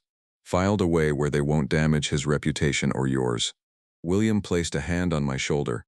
"I'm sorry, Marcus. That's the best I can do." The search continued for another 3 days before being scaled back, then finally called off. Logan was officially listed as missing, presumed dead from a wildlife attack. His family was notified, a memorial service planned. The case remained open but inactive. I was placed on administrative leave, then offered a transfer to a park in Colorado, far from Michigan, far from Hiawatha Forest.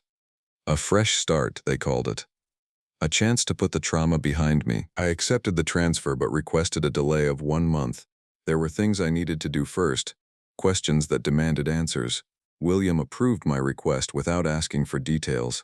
I think he knew. The day after the search was called off, I returned to the cabin alone.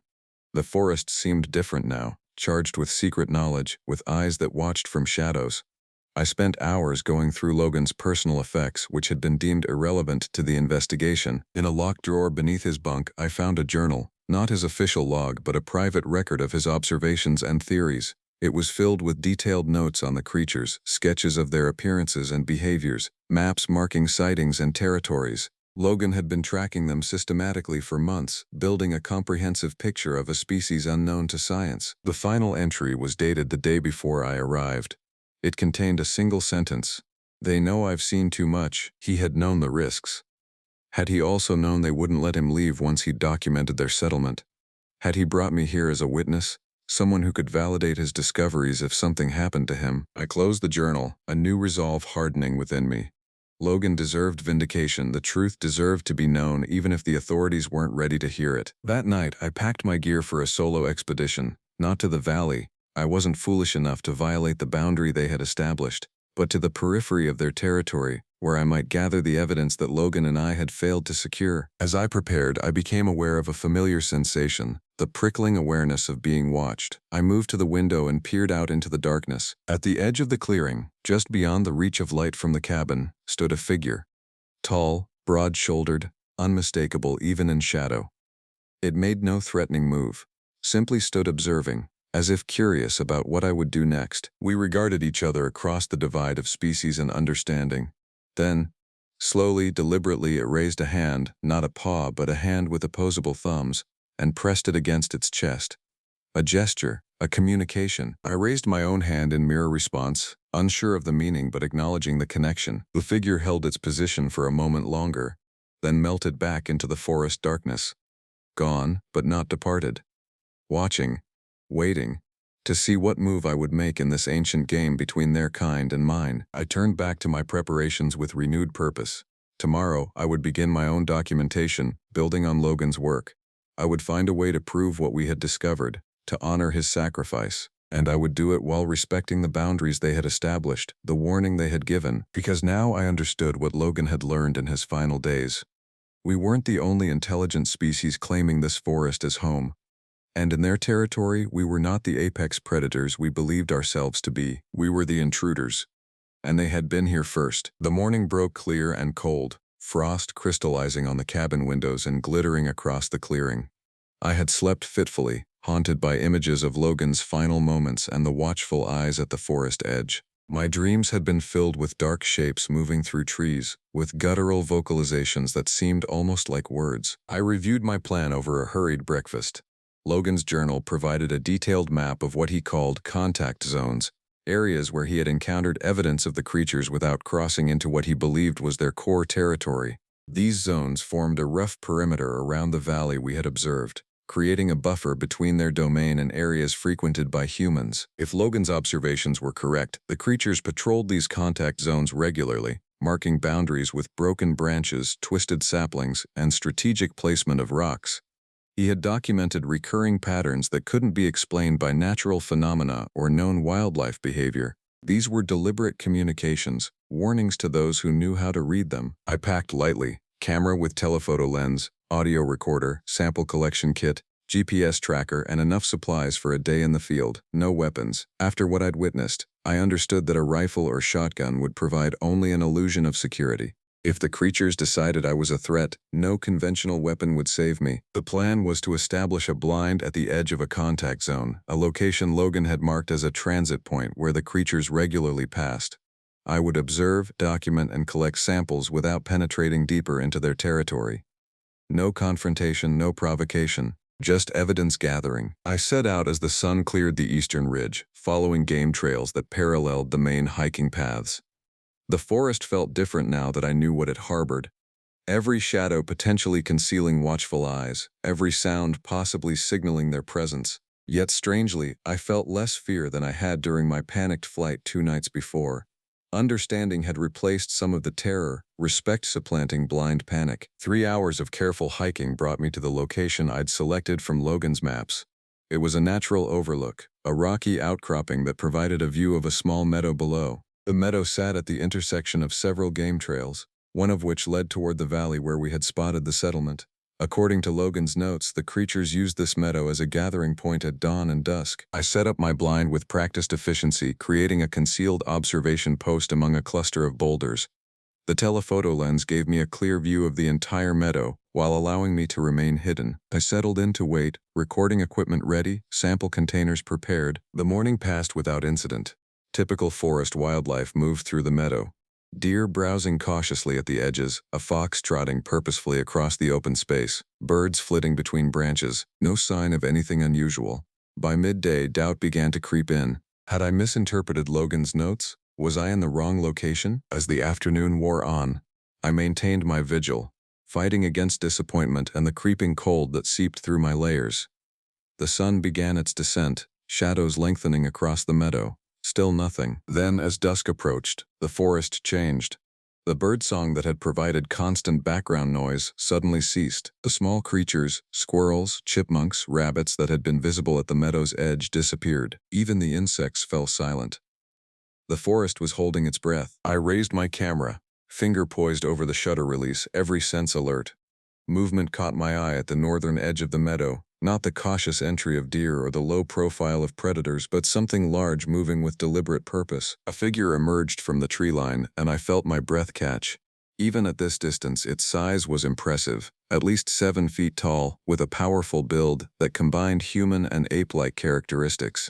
Dark hair covered its body, longer on the shoulders and back, shorter on the face and chest.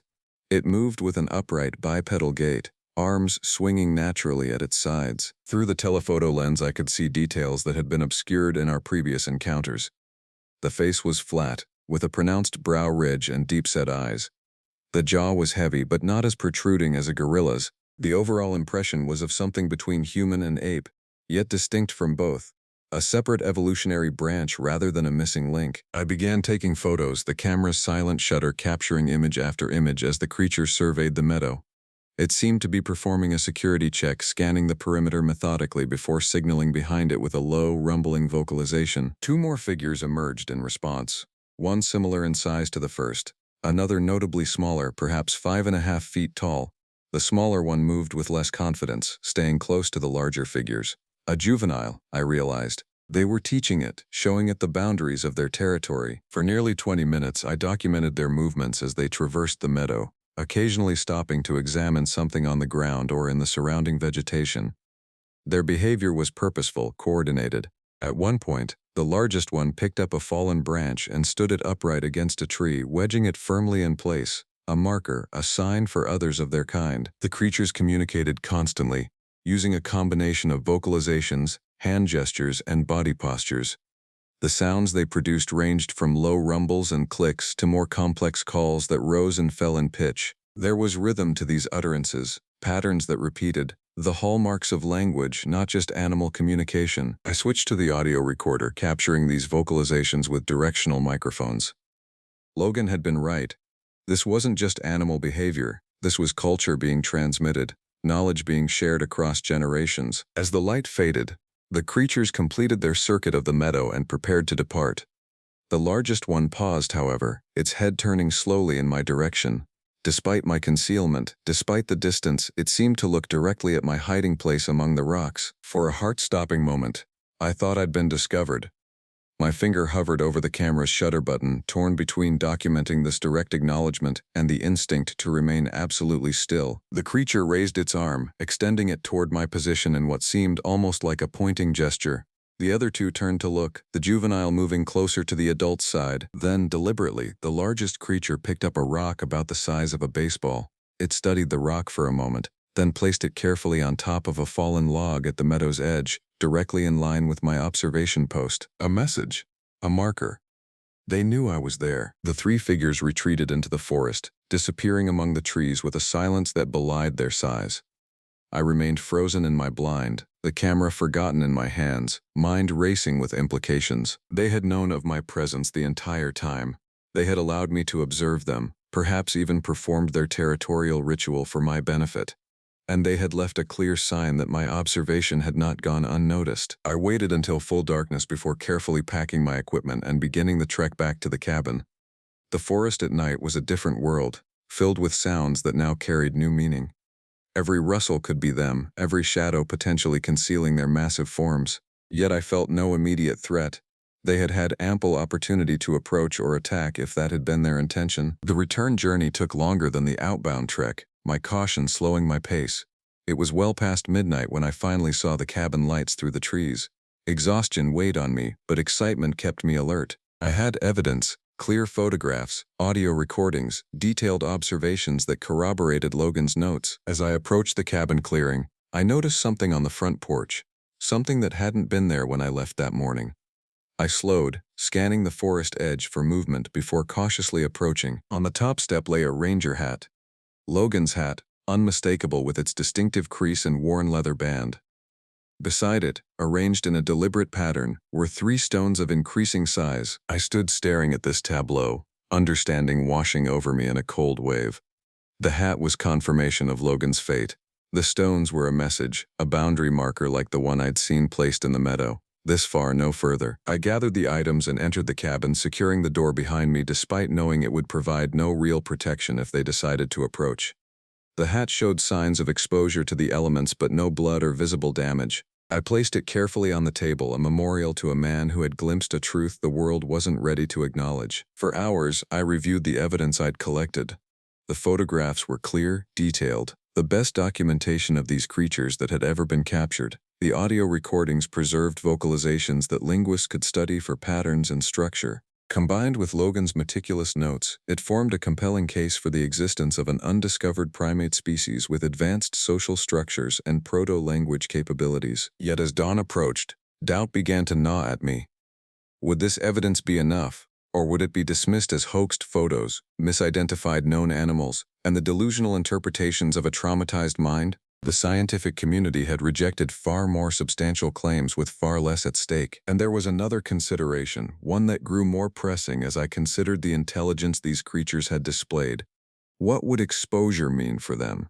If their existence was confirmed, their habitat would be overrun with researchers, media, thrill seekers. Their isolation, the very thing that had protected them for centuries, would be shattered. Logan had understood this dilemma. His private journal revealed his struggle with the same question I now faced: the pursuit of truth versus the responsibility to protect. He had decided that documentation was necessary, that knowledge should prevail over ignorance, but he had paid the ultimate price for that decision. As the first light of dawn filtered through the cabin windows, I reached my decision. The evidence would be preserved but not widely shared. I would approach a small circle of trusted researchers, experts who would understand the significance of these findings and the importance of protecting the creature's habitat. The full truth would emerge gradually, managed carefully to ensure that these remarkable beings would not be threatened by their discovery. I began preparing the materials, organizing the photographs and recordings, transcribing my observations while they were fresh in my mind. Outside, the forest was awakening to another day, unaware of the momentous decision being made within these cabin walls. A sound at the window drew my attention, a soft tap, like a branch against glass. I looked up to see a large hair-covered hand pressed briefly against the pane before withdrawing into the morning mist. They were still watching, still waiting to see what I would do with the knowledge they had allowed me to gather. I moved to the window, looking out at the tree line where shapes seemed to shift in the morning fog. Whether real or imagined, I felt their presence, their awareness. "I understand," I said softly to the empty clearing. "I understand the responsibility." In the distance, a call echoed through the trees. Not threatening, not a warning, but something else. Something that in my exhausted, overwhelmed state almost sounded like acknowledgement. I turned back to my work, to the evidence that would change our understanding of what shared this world with us. The truth would emerge, but on terms that respected both human knowledge and the right of these beings to exist undisturbed. Logan's last journal entry echoed in my mind. "They know I've seen too much. I had seen enough. Enough to know the truth.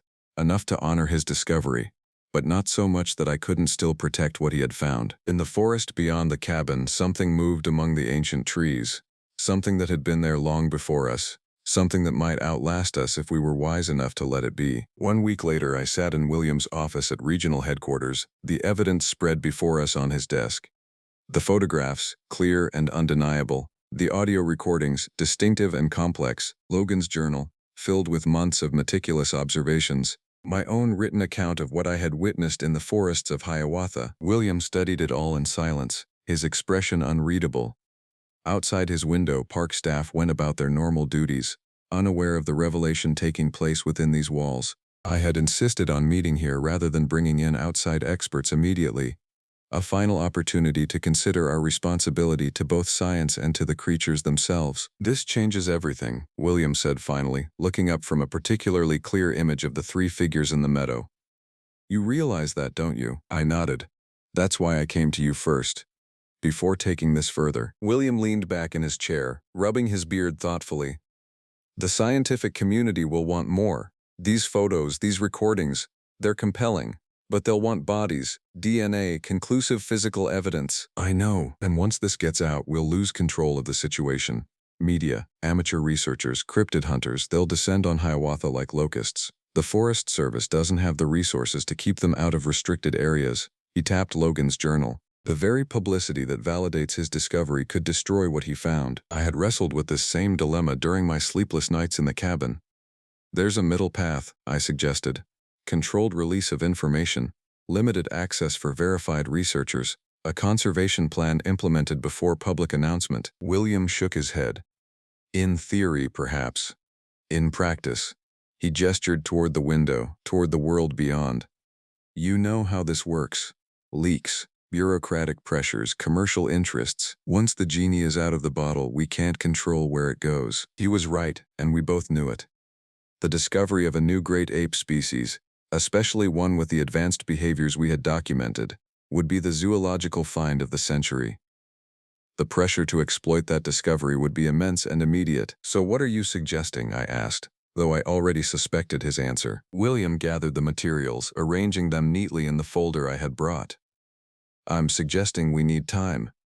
Time to consider the implications, to develop a proper management strategy. Time to ensure that when this does become public knowledge, it's done in a way that protects both the species and the forest. Suppression, I said, the word bitter on my tongue. Temporary caution, he corrected.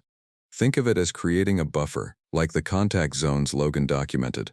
A space between discovery and announcement where we can prepare properly. I understood his reasoning, even shared some of his concerns, but the scientist in me rebelled at the idea of withholding such a significant finding. Logan died for this discovery, I reminded him. He deserves recognition. William's expression softened. And he'll have it. But would he want that recognition to come at the cost of destroying what he found? You said yourself they're intelligent, territorial. How will they respond to an invasion of their habitat? What happened to Logan could be just the beginning. The image of those 3 stones beside Logan's hat flashed in my mind. A boundary marker, a warning. This far and no further. What would happen when that boundary was inevitably crossed by those who didn't understand or respect its significance? What do you propose? I asked finally. Secure the evidence in a trusted repository. Establish the eastern section of Hiawatha as a restricted research area, closed to public access. Build a small team of researchers sworn to confidentiality. William outlined his vision with the precision of someone who had given it considerable thought. Create the infrastructure for proper study and protection before going public. How long? 2 years. Minimum. He held up a hand as I began to protest. I know it seems excessive, but we're talking about an undiscovered primate species with potentially near-human intelligence. We need to approach this with the care it deserves. I considered his proposal, weighing scientific obligation against ethical responsibility. The creatures had allowed me to document them, had even seemed to participate in the process, but they had also established clear boundaries, demonstrated their willingness to defend their territory with lethal force. They weren't passive subjects awaiting discovery. They were active participants in a complex relationship with human encroachment. 1 year, I countered, and I select the research team, people I trust to maintain confidentiality while still advancing our understanding. William studied me for a long moment, then nodded. Agreed. But the area remains restricted and any research follows protocols we establish together. He extended his hand. Partners in this? I shook his hand, sealing our agreement. Partners. The decision made, we began planning the practical details.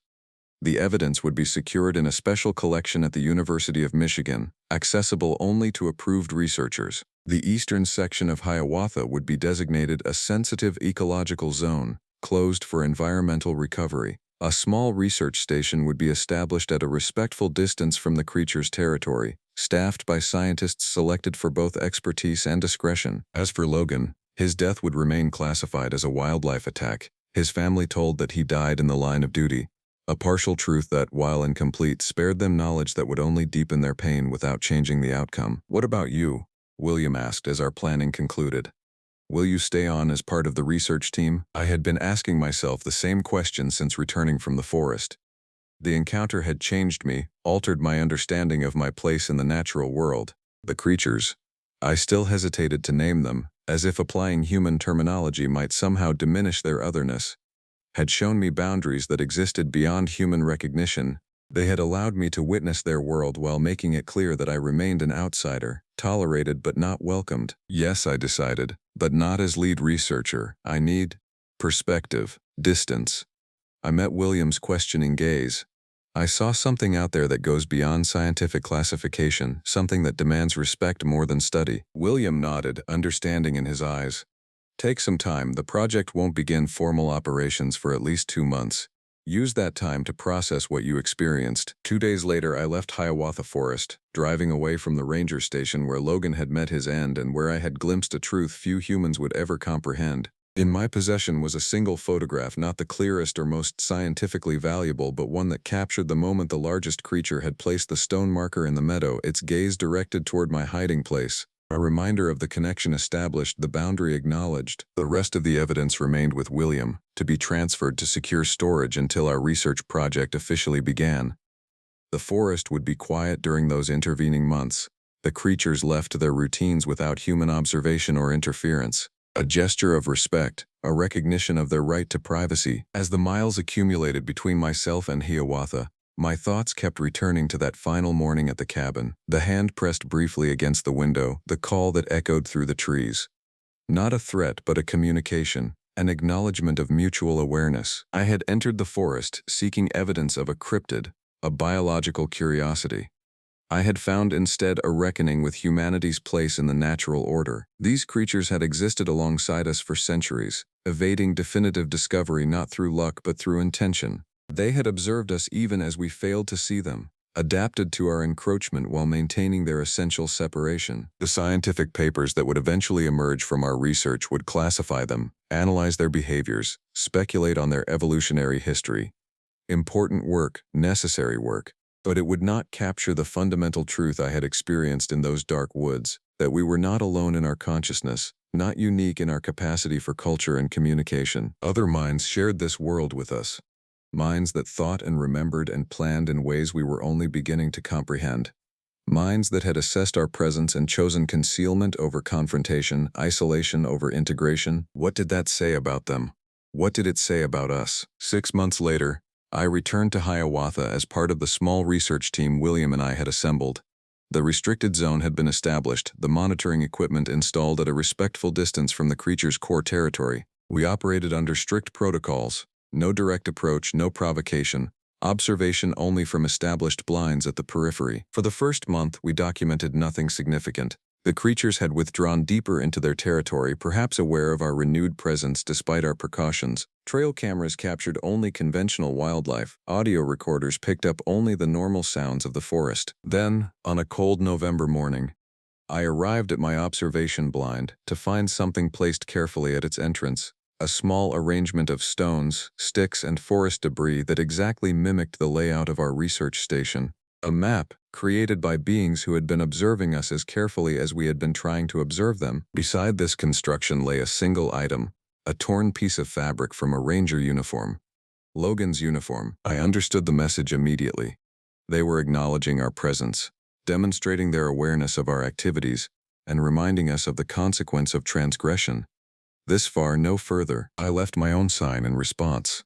A simple arrangement of stones in a circle, with one placed in the center. Unity, boundary, respect. Whether they would interpret it as intended, I couldn't know. But communication had been established, a dialogue of sorts begun. As I settled into the blind that day, I realized that our research project had already been fundamentally altered. We had entered the forest believing ourselves to be the observers, the subjects of our study, unaware of our scientific purpose. But the reality was far more complex, far more humbling. We were being studied as intensely as we were studying. The boundaries between observer and observed had blurred. The relationship between our species renegotiated in a language without words. In my field journal, I wrote an entry unlike any I had recorded in my scientific career. Today marks the beginning of a new relationship between two intelligent species sharing one forest. Not a relationship of discovery, for they have always known about us, but of mutual recognition. What we learn about them will be only what they allow us to learn. What they learn about us may determine the future of this fragile connection. We must approach with humility, with respect for boundaries both physical and conceptual. We are not the first intelligent species to walk these woods. We may not be the last. Our science must be tempered with wisdom, our curiosity with restraint. In this small corner of Michigan's wilderness, we have found not just an undiscovered species, but a mirror in which we might glimpse our own place in the natural world. Not as masters or conquerors, but as one consciousness among many, sharing a planet of finite resources and infinite wonder. Logan understood this in the end. His final journal entry wasn't an expression of fear but of revelation. They know I've seen too much. Not too much of them perhaps, but too much of the truth about ourselves. A truth we may not be ready to face. But ready or not, the evidence exists. The knowledge cannot be unlearned. And in a forest not far from where people live their ordinary lives, another kind of mind watches and waits to see what we will do with what we now know. I closed the journal and raised my binoculars, scanning the tree line for movement. The forest kept its secrets, as it had for centuries before us, but now at least we knew that we were not alone in our watching, not alone in our wondering, not alone in our world, and in that knowledge lay both promise and profound responsibility. I never planned to become a park ranger. Growing up in suburban Milwaukee, my idea of wilderness was the patch of woods behind the local high school where kids went to smoke. But after 4 years studying environmental science at UW-Madison and another 2 years bouncing between meaningless office jobs, I found myself craving something more authentic than fluorescent lights and spreadsheets. The job posting appeared on usajobs.gov like a sign from the universe. Park Ranger GS5, Keahana National Forest, Montana. Remote station, housing provided. The name caught my attention first. Keahana, from the Salish language meaning where the earth speaks. The forest stretched across 2.3 million acres of pristine wilderness along the Canadian border, one of the most isolated ranger districts in the continental United States. My interview was conducted over a crackling phone connection with District Ranger Rebecca Winters. Her voice carried the weathered confidence of someone who'd spent decades in the backcountry. "I'll be straight with you," she said. "This isn't Yellowstone. We get maybe 200 visitors a year, mostly hardcore backpackers and hunters. Your nearest neighbor will be 47 miles away on a good day. Cell service is non-existent. Radio is your lifeline. Can you handle that kind of isolation?" I told her I could. I lied. 3 months later, I drove my beaten Subaru up the final stretch of Forest Service Road 482, my knuckles white on the steering wheel as I navigated washouts and fallen trees. The radio had lost signal hours ago. My phone had been searching for service since I'd passed through Whitefish, the last real town before the wilderness swallowed everything whole. Cabin 4 appeared through the trees like something from an old photograph. A modest A-frame structure built in 1952 according to my briefing packet. Dark wood weathered to gray-green metal roof spotted with rust, a stone chimney rising from the north side. It sat on a small rise overlooking Misquah Lake, whose name meant Red Bear in Ojibwe, though I wouldn't learn why until much later. The previous ranger, Marcus Weatherby, had left 3 weeks before my arrival. His transfer had been sudden, Rebecca told me. Family emergency back east. He'd left the cabin in good order, firewood stacked, pantry stocked with canned goods, detailed notes about the district's trails and trouble spots. But something felt off the moment I stepped inside. It wasn't anything obvious. The place was clean, organized, even welcoming in a rustic way. Cast iron cookware hung from hooks above the wood stove. Topographical maps covered one wall. Books filled handmade shelves. Field guides, wilderness medicine, local history. But there was an undercurrent of wrongness, like walking into a room where an argument had just ended. I found Weatherby's logbook on the desk by the window. Standard entries at first: weather observations, trail conditions, wildlife sightings. Then the tone shifted. His handwriting became cramped, urgent. May 15. Unusual activity near the North Shore. Large prints not bare. Measured 19 inches. Stride length 6 feet. May 18. Found Jacobson's camp abandoned. Tent shredded. No blood. Search ongoing. May 22. Radio interference getting worse. Heard voices in static last night. Not English. Not any language I recognize. May 27. They know I know. The final entry was just a date. May 30. His transfer came through June 2. I closed the logbook and looked out at Misquah Lake. The water was dark as coffee, reflecting the dense forest that pressed in from all sides. In the failing light, I could see the North Shore Weatherby had mentioned, maybe half a mile across the water. Nothing moved there except the trees swaying in the wind. That first night I built a fire in the wood stove and made dinner from a can of chili. The silence outside was absolute. No insects, no birds, no small animals rustling in the underbrush, just the pop of burning wood and my own breathing. I had expected the quiet to be peaceful. Instead, it felt expectant, like the forest was holding its breath. Around midnight, something woke me. Not a sound exactly, more like the absence of sound, as if the already quiet night had somehow deepened. I lay in the narrow bunk, listening. Then I heard it, a low whistle, musical but wrong, like someone trying to imitate a bird call without understanding how birds actually sounded. It came from the direction of the lake. I grabbed my flashlight and sidled up to the window. The beam barely penetrated the darkness beyond the glass. The whistle came again, closer now, followed by what sounded like footsteps on the gravel path leading to the cabin. Heavy footsteps, deliberate. My training kicked in. I reached for the radio. "Dispatch? This is Cabin 4. I have unauthorized persons approaching my location. Please respond." "Static. Dispatch? This is Ranger Station 4. Do you copy?" Nothing but white noise, though I could swear I heard something underneath it. Whispers maybe, or wind through trees, or something pretending to be wind through trees. The footsteps stopped directly outside my door. In my equipment locker, I had bear spray. A taut 44 Magnum, and a lifetime of suburban softness that hadn't prepared me for whatever was standing on my porch. I grabbed both weapons and positioned myself where I could see the door. The knock when it came was almost polite. 3 measured raps like a neighbor coming to borrow sugar. Then silence. Then 3 more knocks, harder this time. The door, solid oak, built to withstand Montana winters, shuddered in its frame. Forest Service law enforcement, I called out, surprised by how steady my voice sounded. Identify yourself. The knocking stopped. In the silence that followed, I heard breathing. Deep, rhythmic breathing that seemed to come from a chest much larger than any human's. Then footsteps again, moving away, circling the cabin. I followed the sound from window to window, flashlight beam sweeping the darkness, seeing nothing but catching glimpses of movement just beyond the light's reach. It circled 3 times. On the 4th pass, it stopped at the north window, the one facing the lake. I approached slowly, weapon raised, and found myself looking at nothing, just darkness and my own pale reflection in the glass. Then the reflection moved, not my reflection. Something behind the glass, matching my movements but wrong, distorted. Too tall, too broad. Eyes that caught the flashlight beam and threw it back like an animal's, but higher than any animal's eyes should be. We stood there, separated by a 1/4 inch of glass, studying each other. It smiled. I know how that sounds, but it smiled.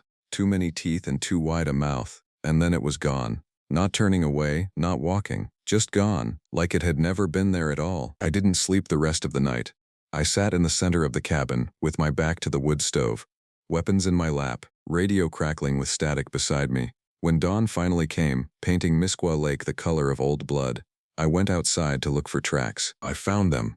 Huge depressions in the soft earth. 5-toed but wrong, with what looked like claw marks at the tips. They circled the cabin exactly 4 times, just as I'd heard. But where they stopped at the north window, where that thing had stood looking in at me, the tracks simply ended, as if whatever made them had lifted straight up into the air. I took measurements, just like Weatherby had. 19 inches. Stride length 6 feet. That's when I understood why the previous ranger had really left, and why, despite every instinct screaming at me to get in my car and drive back to Milwaukee, I couldn't. Because someone had to be here, someone had to watch, someone had to warn the hikers and hunters who would come, unaware of what lived in these woods. I was 26 years old, 3 days into my new job, and I'd already seen something that shouldn't exist. Over the next months, I would see much more. I would learn why the lake was named for a red bear, though no bears lived here anymore. I would understand what Weatherby meant when he wrote "They Know I Know." And I would discover that some wilderness areas are remote for a reason. But first, I had to survive that first week. And to do that, I had to learn the rules. The real rules, not the ones they teach you at ranger training. Rules like, never go to the North Shore alone. Don't investigate whistles after dark. And whatever you do, whatever you see, don't let them know you know. Because in Keohana Forest, knowing is the most dangerous thing of all. 2 weeks into the job, I made my first friend. His name was Roy Nakai, a Blackfeet ranger stationed 70 miles north at the Belly River entrance to Glacier. We connected over the radio during one of those rare windows when atmospheric conditions aligned just right. Cabin 4. This is Glacier Station 7. You're coming in clear. How's the weather down there? I nearly dropped my coffee.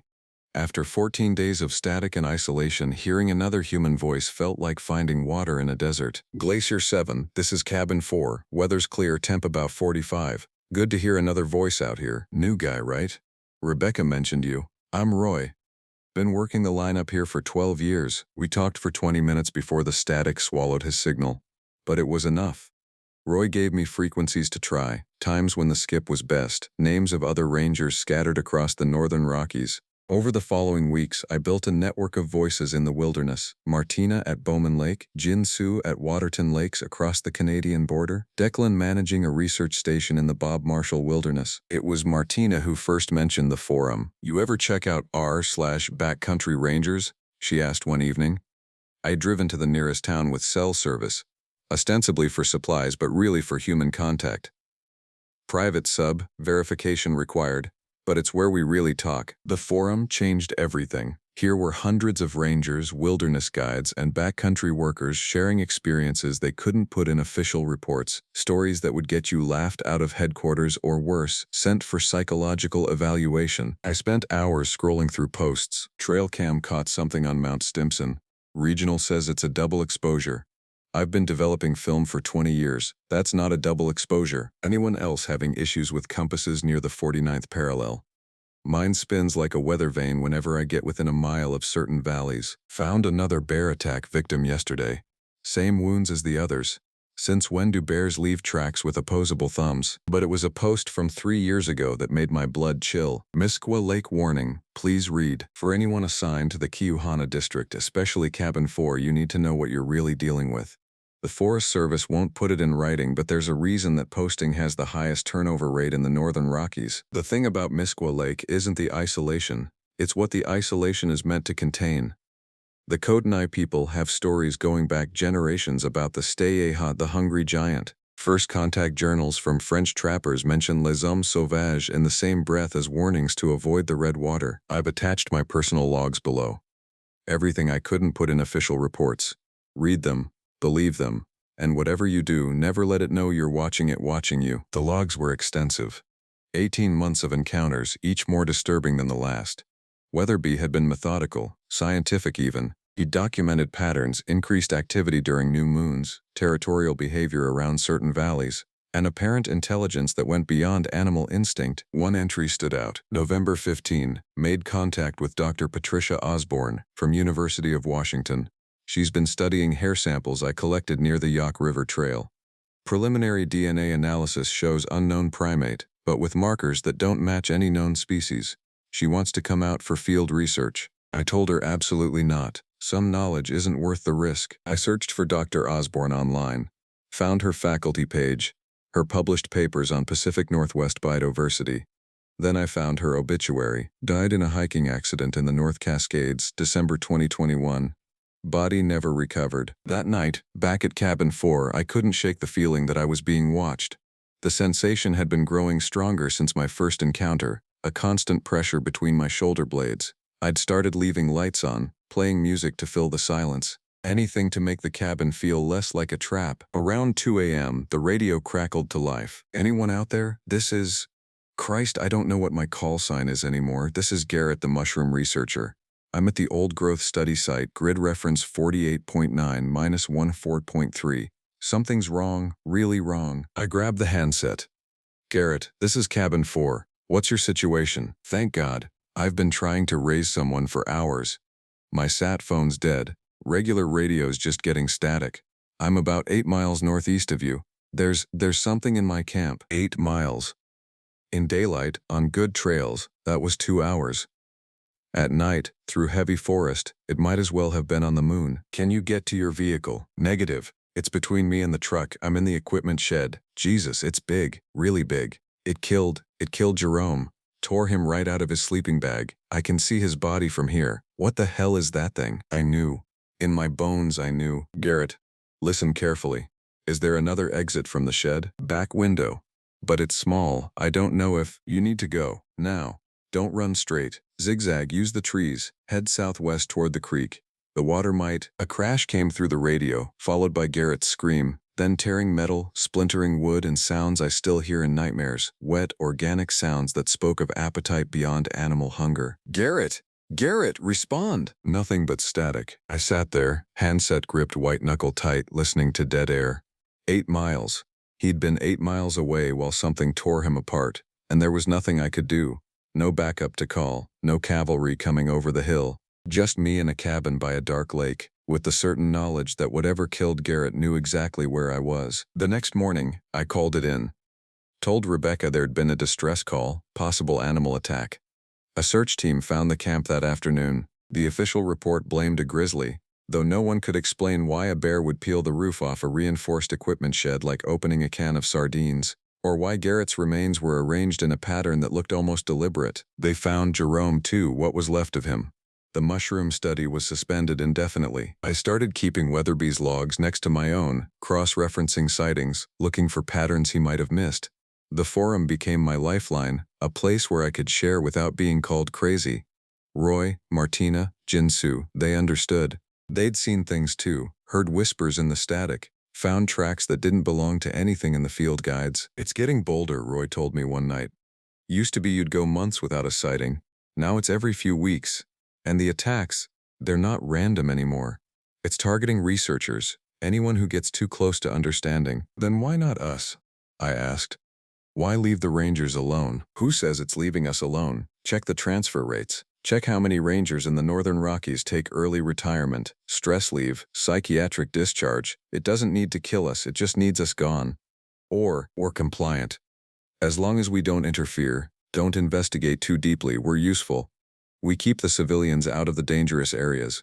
We write reports that blame bears and weather and accidents. We're part of the containment. The thought chilled me more than any midnight whistle. Were we protectors or collaborators? Were we saving lives by maintaining the fiction or enabling something that should have been exposed decades ago? I found my answer 3 nights later when a family of 4 went missing on the Kimpla Lake Trail. 2 adults, 2 kids, ages 8 and 11. Experienced hikers, well-equipped, perfect weather. They should have been fine. I joined the search, spent 3 days combing every inch of trail. We found their camp eventually, torn apart like garrets, but with no bodies. Just blood, so much blood. And tracks leading north toward the Canadian border. Tracks that the incident commander ordered us not to document. Bear attack, he said, not meeting anyone's eyes. Tragic but straightforward. No need to cause panic. That night I sat by Misquah Lake and watched the stars reflect in water that looked black in the darkness but would show red come morning. Somewhere out there, a family was gone, erased as thoroughly as if they'd never existed.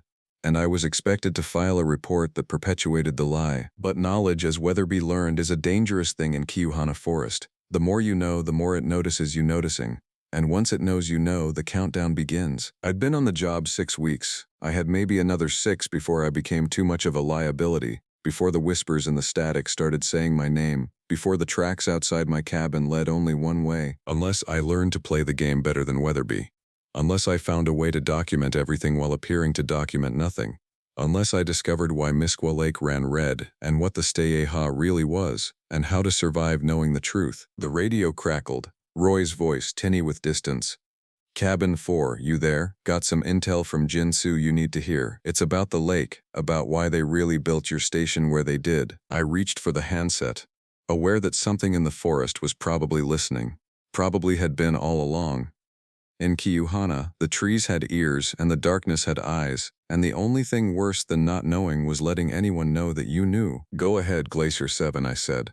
I'm listening. Jinsu's information came through in fragments over several nights, pieced together from conversations with Blackfoot elders and old surveyor records from the 1920s. The story of Misquah Lake went deeper than either of us had imagined. The lake wasn't always there. His voice crackled through the static. Railroad surveys from 1923 show a valley with a small creek. Then something happened in 1924. Massive landslide, they said. Natural dam formation. But the timing, he transmitted photos of old documents. I studied them on my laptop, squinting at faded ink and water-damaged pages. The official story was simple. Spring rains caused a mountainside collapse, blocked the valley, created the lake, case closed. But the surveyor's personal journals, which Jinsu had found in the Glenbow Museum archives, told a different story. April 12, 1924. The Kootenai guides refused to enter the valley. They speak of a bad death that must be contained. Superstitious nonsense, but it's delaying our progress. April 15. Found the source of native concerns. Cave system in the north face, extensive. Foreman wants to blast through for the rail line. Strange formations inside. Almost architectural. April 18, 3 men missing after entering the deeper chambers. Search postponed due to unusual seismic activity. April 19. God help us. No entries after that. The landslide occurred April 20, burying the cave system under millions of tons of rock and creating Misquah Lake. The railroad rerouted 50 miles south. The valley was designated federal wilderness, and for 30 years it seemed to work. But here's the thing, Jinsu continued. The lake level's been dropping. Climate change, they say, drought conditions. But what happens when it drops low enough to expose what's underneath? I thought about the red water, how some mornings the lake looked like it was bleeding. Iron oxide, the geologists claimed, natural mineral deposits. But I tested the water myself with the kit from the cabin. No unusual minerals. The red came from something else. That night, I decided to break protocol. I took the kayak out onto Misquah Lake just after sunset, when the last hikers would have left the area but before full darkness made navigation impossible. The water was calm, mirror still, reflecting a sky caught between day and night. I paddled toward the north shore where Weatherby's tracks had led, where I'd been explicitly told not to go alone. The rational part of my brain screamed warnings, but I needed answers. The families disappearing, the targeted attacks on researchers, the increasing boldness of whatever lived in these woods. It was accelerating, and sitting in my cabin writing sanitized reports wasn't going to stop it. The shore came up faster than expected.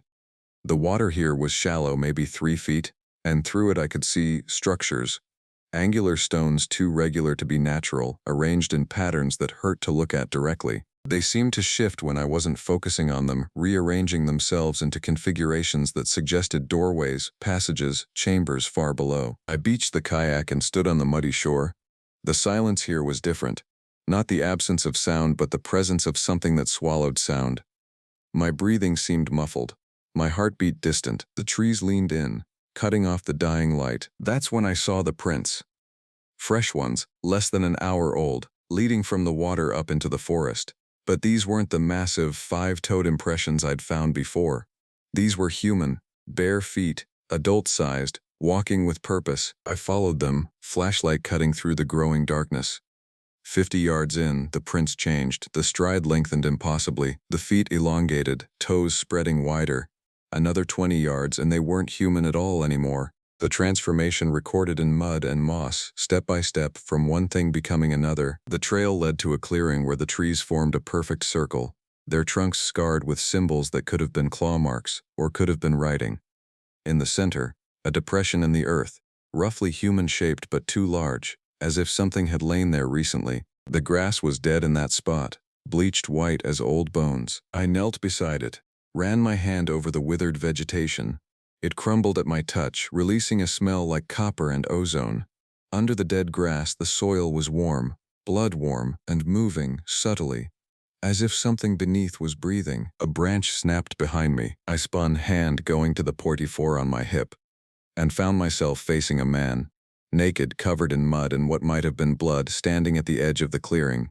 His eyes caught my flashlight beam and reflected it back gold. "You shouldn't be here," he said. His voice was wrong, too deep, resonating in frequencies that made my teeth ache. "None of you should be here." "I'm a federal officer," I said, surprised my voice worked at all. "Are you injured? Do you need help?" He tilted his head, a gesture more animal than human. "Officer," he tasted the word. "Yes, you watch, you report, you maintain the boundaries, but you've crossed them now. Who are you?" I was David Crenshaw, hiker from Seattle. That was before I found the cave, before the water showed me what I really was, what we all are, underneath. What's sleeping down there, waiting for the lake to drop just a little more? He took a step forward. In the flashlight beam, I could see his body changing, muscles rippling and expanding under skin that seemed barely able to contain them. His face elongated, jaw unhinging wider than any human jaw should. "Run," he said, the word barely intelligible through his transforming mouth. "Run now," while part of me still remembers being David. I ran. Behind me something howled, a sound that was part human scream, part something else, something older than mammals, older than anything that should exist in a Montana forest.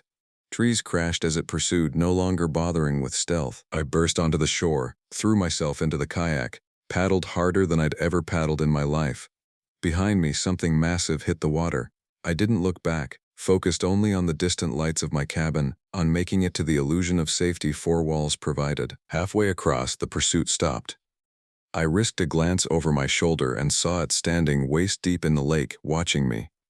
In the moonlight, it was a shadow against shadows, impossibly tall, wrong in every proportion. It could have caught me easily, but it didn't. It let me go.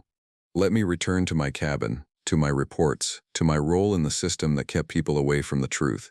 Because I was useful as long as I was afraid. As long as I understood my place. I made it to shore, dragged the kayak up, stumbled into the cabin and barricaded the door. Then I sat at my desk and wrote everything down, every detail, knowing I could never submit it, knowing it would join Weatherby's hidden logs and all the other documentation of impossibility. The radio crackled. Roy's voice. "Cabin 4, you okay? Your transponder showed you on the lake. Please tell me you didn't go to the North Shore." "I'm okay," I lied. "Just needed to clear my head. Next time, clear it somewhere else. Martina just called. 2 more families missing in Glacier. Jinsu's had sightings in Waterton. It's happening everywhere now. Like something's changed, like they're not hiding anymore. I thought about David Crenshaw, who'd been human until he wasn't. About the cave under the lake, exposed a little more each year as the water dropped. About things sleeping in flooded chambers, waiting. Roy, I said, what if we're not dealing with a species? What if it's a condition? Something that can be caught, or activated, or don't. His voice was sharp. Don't go down that road. That's the kind of thinking that gets people disappeared. Just do your job. File your reports. Keep people away from the dangerous areas. That's all we can do. But he was wrong. There was more we could do. We could warn people, really warn them. We could document everything. Build a case even the Forest Service couldn't ignore. We could stop pretending bear attacks explain the unexplainable, or we could keep playing our parts. Rangers in towers, watching the wilderness swallow people whole, and writing reports that blamed the wind. Waiting for the lake to drop another foot, another yard, until whatever the Kootenai people knew had to be contained finally broke free. I spent the rest of the night transcribing David Crenshaw's words, trying to make sense of his transformation. By dawn I had a theory.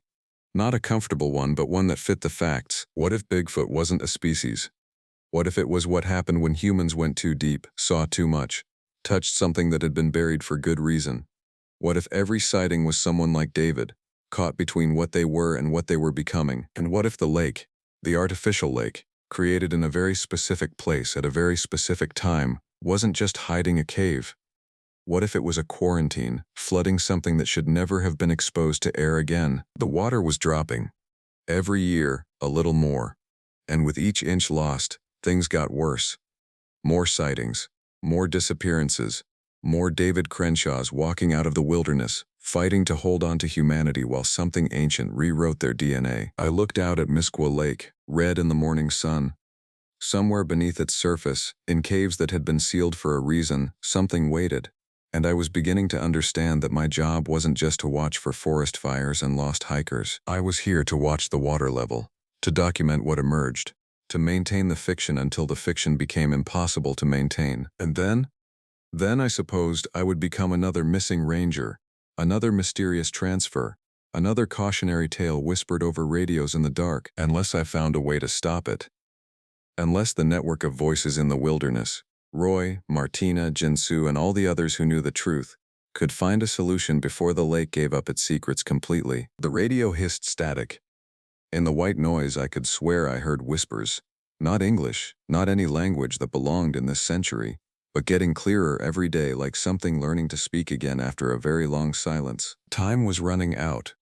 For all of us. The email came through during my monthly supply run to town. Sender, Dr. Yuki Tanaka, Wildlife Biology Department, University of British Columbia. Subject, Invitation Nusolia Fairlia Fair Wildlife Management Conference. Ranger, your recent reports have caught the attention of our research group. We're hosting a gathering of field personnel who have encountered anomalous wildlife patterns in the Northern Rockies. Off the record. October 15-17, Fernie, BC. Interested? Why, Tanaka? I sat in my truck outside the Whitefish grocery store, staring at my phone. My official reports contained nothing unusual, bear sightings, trail conditions, standard wilderness management, but someone had been reading between the lines. Or maybe they'd found the forum. Or maybe there were more watchers than I'd realized, documenting the undocumentable. Roy thought it was a trap. Government honeypot, he said over the radio. They're looking for leakers, people who know too much. But Martina had received the same invitation, and Jinsu, and a dozen others from the network. We cross-referenced, verified. Dr. Tanaka was real, published, respected. Her official research focused on apex predator behavior. Her unofficial research, we discovered, went much deeper. I requested 3 days leave. Rebecca approved without question. She encouraged her rangers to attend professional development opportunities. If she knew the real nature of the conference, she didn't let on. October 15 came cold and gray. I drove north, crossing into Canada at the Roosevelt port of entry. The border guard barely glanced at my passport. Just another ranger heading to a conference. Nothing to see here. Fernie nestled in a valley between peaks already dusted with snow. The conference venue was a closed ski lodge 5 miles out of town, summer season over, winter not yet begun. Perfect isolation for conversations that couldn't happen officially. The parking lot told a story. Government trucks from both sides of the border. Personal vehicles with wilderness permits in the windows. A few rentals that screamed academic. I counted 37 vehicles, 37 people who'd seen things that didn't fit in reports. Inside, Dr. Tanaka had transformed the lodge's main hall into a briefing room. Maps covered the walls, not tourist maps but detailed topographical surveys marked with red pins, dozens of them, clustered along the spine of the Rockies from Colorado to Alaska. A pattern I recognized but had never seen laid out so starkly. "Thank you all for coming," Dr. Tanaka began. She was younger than I'd expected, maybe 40, with the kind of intensity that comes from chasing impossible truths. "I know the risk you're taking by being here, your careers, your credibility, potentially more. But the situation has escalated beyond what any of us can handle alone." She clicked a remote. The projection screen showed a graph. Reported disappearances in designated wilderness areas, 1990 to present. A steady line that suddenly spiked in 2020, climbing sharper each year. Click. Unexplained wildlife sightings, same period. The same spike. Click. Seismic activity in regions with no known fault lines. Again, the pattern. Click. Water table changes in artificial lakes created between 1920 and 1930.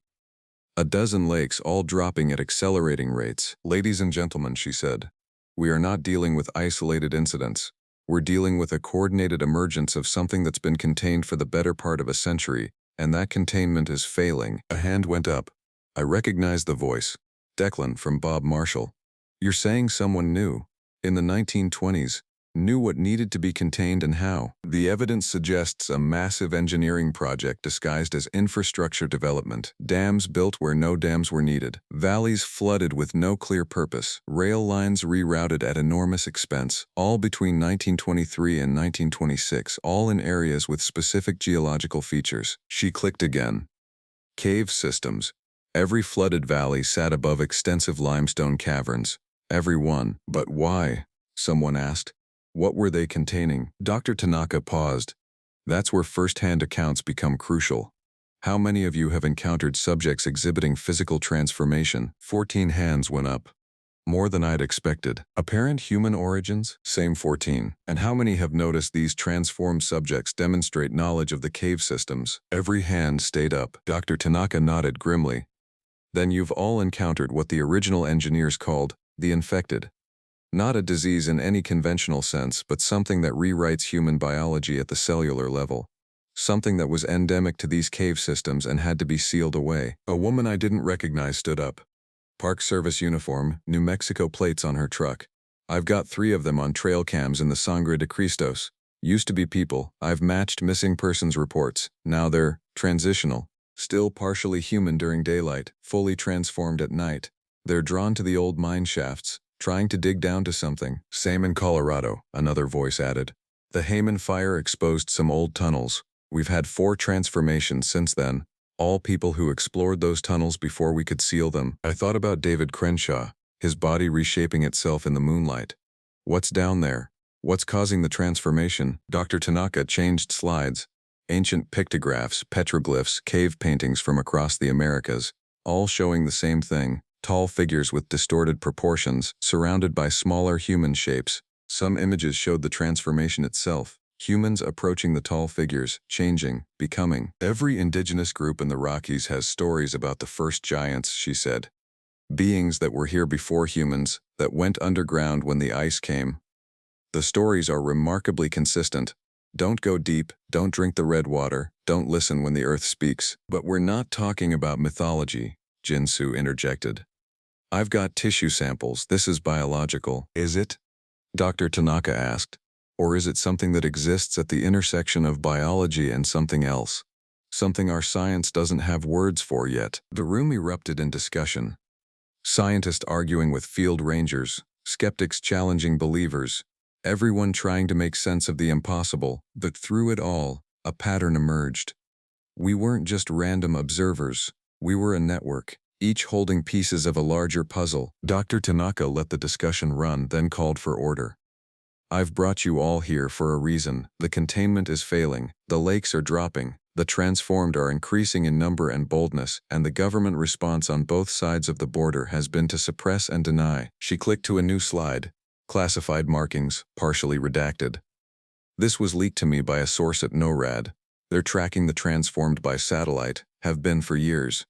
They know, they've always known, and their solution is to let wilderness areas serve as buffer zones while they figure out a permanent solution. What kind of solution? Roy asked. The kind that involves evacuating populations from a 200-mile corridor along the Continental Divide. Stunned silence. They're going to write off the Rockies, someone whispered. Declare them uninhabitable. Unless, Dr. Tanaka said, we can find another way. The original engineers in the 1920s found a method of containment that worked for a century. If we can understand what they did, how they did it, maybe we can repair or improve their solution. She assigned working groups, geological surveys to map the cave systems, biological analysis of transformation patterns, historical research into the 1920s engineering projects, field observation of behavioral patterns. I was assigned to field observation, along with Roy and Martina. Our job, document the transformed, their movements, their apparent goals. Dangerous work, but we were the ones with the most first-hand experience. That night we gathered in smaller groups, sharing stories too strange even for this strange conference. I told them about Misqua Lake, about the structures beneath the water, about David Crenshaw's transformation. Others shared worse. Whole families changed, remote communities gone silent, things in the deep woods that had never been human at all. There's a pattern to the transformations, observed Dr. Marcus Webb, a geneticist from Calgary. It's not random. The change follows bloodlines, affects some families more readily than others, like there's a genetic predisposition, a dormant trait that the caves activate, which would explain why indigenous peoples develop such strong taboos, added Dr. Sarah Crow Feather, an anthropologist from the University of Montana. Generations of selection pressure. Those who avoided the caves survived unchanged. Those who didn't became the giants in the stories, Roy finished. We worked through the night, pooling knowledge, building a database of sightings, transformations, patterns. By dawn, we had the beginnings of understanding. Not complete, not even close, but more than any of us had possessed alone. Dr. Tanaka gathered us for a final briefing. You return to your posts with a mission. Document everything. Share through encrypted channels. Build the case for action before it's too late. And above all, stay safe. They're watching us now, the transformed and the government both. Be careful who you trust. I drove back to Kiuhana Forest with a laptop full of encrypted files and a head full of terrible knowledge. The conference had given me hope. We weren't alone, we weren't crazy, we had a chance. But it had also confirmed my worst fears. The situation was deteriorating faster than anyone imagined. 2 days after I returned to Cabin 4, the reports started coming in. Dr. Webb, killed in a car accident outside Calgary. Dr. Crowfeather, missing on a routine hike. 3 other conference attendees gone in a week. They're cleaning house, Roy said over the radio. Someone leaked the conference. We're all targets now. I looked out at Misqua Lake, its surface placid in the autumn light. Beneath the water, structures older than human memory waited. In the caves below, something that could rewrite our species at the molecular level stirred. And somewhere in the bureaucratic machinery of government, decisions were being made about who would be sacrificed to keep the secret. But we had something they didn't expect. A network of witnesses, armed with knowledge and determination. We would document, we would resist, we would find the truth about what lay beneath these mountains, and why it was waking up. The radio crackled with static. Through the white noise I heard it again, whispers in no language meant for human throats. Getting stronger, getting closer. Time was running out faster than any of us had imagined. November brought the first real snows, and with them, a temporary reprieve. The transformed seemed to retreat deeper into the wilderness when the temperature dropped, their movements sluggish, their hunts less frequent, but I knew better than to trust the quiet. Winter was when they planned. I'd been documenting everything, following the protocols we'd established at the conference. Encrypted files uploaded to secure servers whenever I made it to town. Dead drops of physical evidence, hair samples, castings of tracks, photographs, at predetermined coordinates for Dr. Tanaka's surviving team to collect. The network had shrunk. Of the 37 who'd attended the conference, 9 were confirmed dead, 6 missing.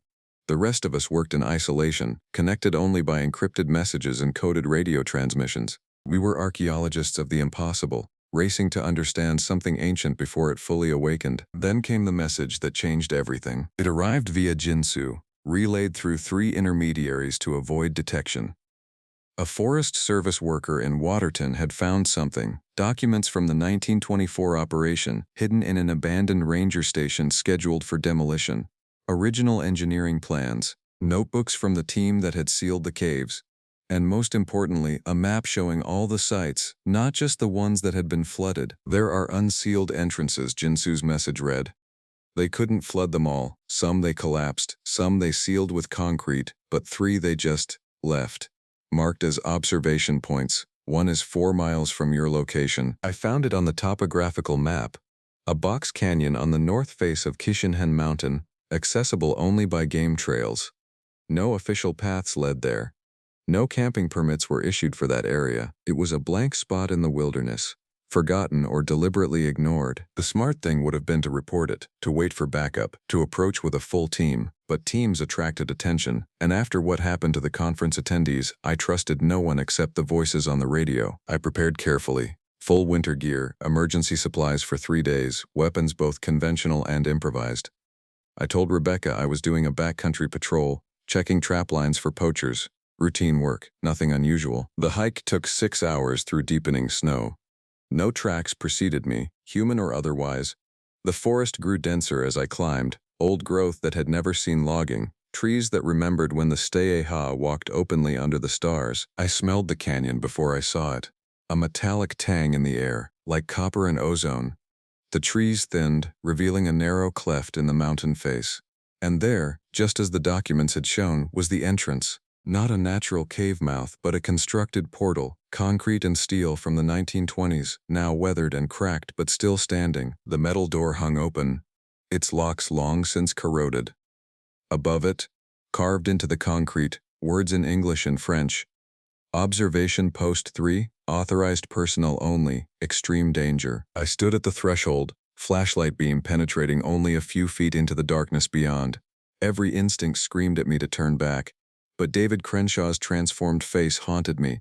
The missing families haunted me. The knowledge that something was spreading, changing people, and our only defense was ignorance, that haunted me most of all. I entered the cave. The tunnel was artificial for the first 100 feet, concrete lined with rusted fixtures that might once have held lights or instruments. Then it opened into natural limestone, vast chambers connected by narrow passages. My flashlight beam couldn't find the ceiling in some places. The walls were covered in petroglyphs, but not the usual indigenous art I'd studied. These were different, geometric patterns that seemed to move in peripheral vision, symbols that made my eyes water to look at directly. And everywhere the sound of dripping water, though I could see no moisture on the walls. I followed the main passage, marking my path with chalk.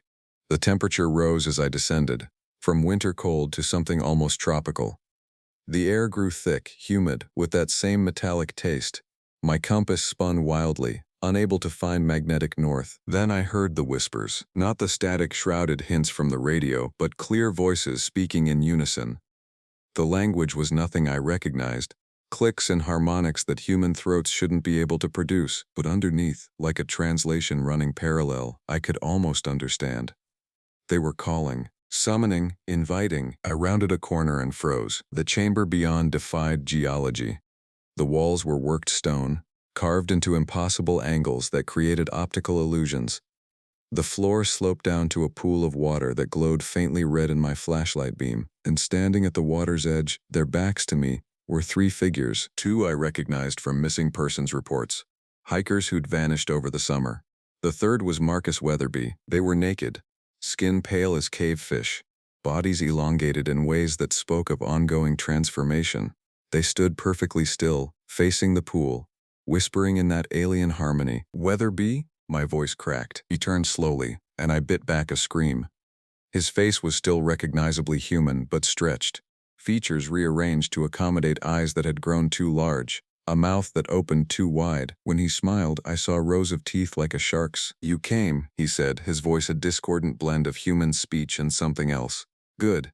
The record must be complete. Someone must witness." Witness what? The awakening, the return, the correction of a very old mistake. He gestured to the pool. "They sleep down there, in the deep places, the first children of this continent. We imprisoned them with water and stone, but water recedes and stone cracks. They're waking up." The giants. The stay Iha, names given by those who feared them. They are the opposite of monsters. They are what we were meant to become, what some of us are becoming again. He touched his transformed face with fingers that had grown webbed and clawed. Evolution interrupted, now resuming. The other two figures turned.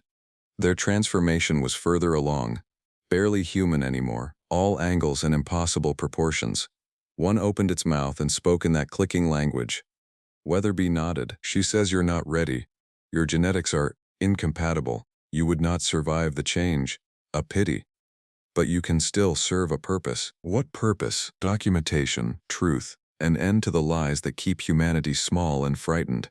He moved closer, his gait a disturbing blend of human walking and something quadrupedal. We tried to warn them, tried to document what we found, but they silenced us, transferred us, discredited us. So we went deeper, found the source. He gestured to the pool again. In its red depths, I glimpsed movement.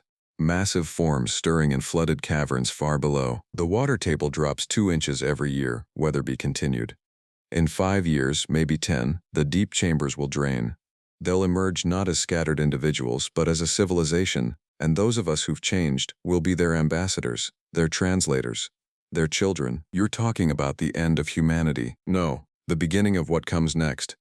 Homo sapiens was always a transitional species, we just forgot what we were transitioning to. I backed toward the entrance, weapon drawn but knowing it was useless.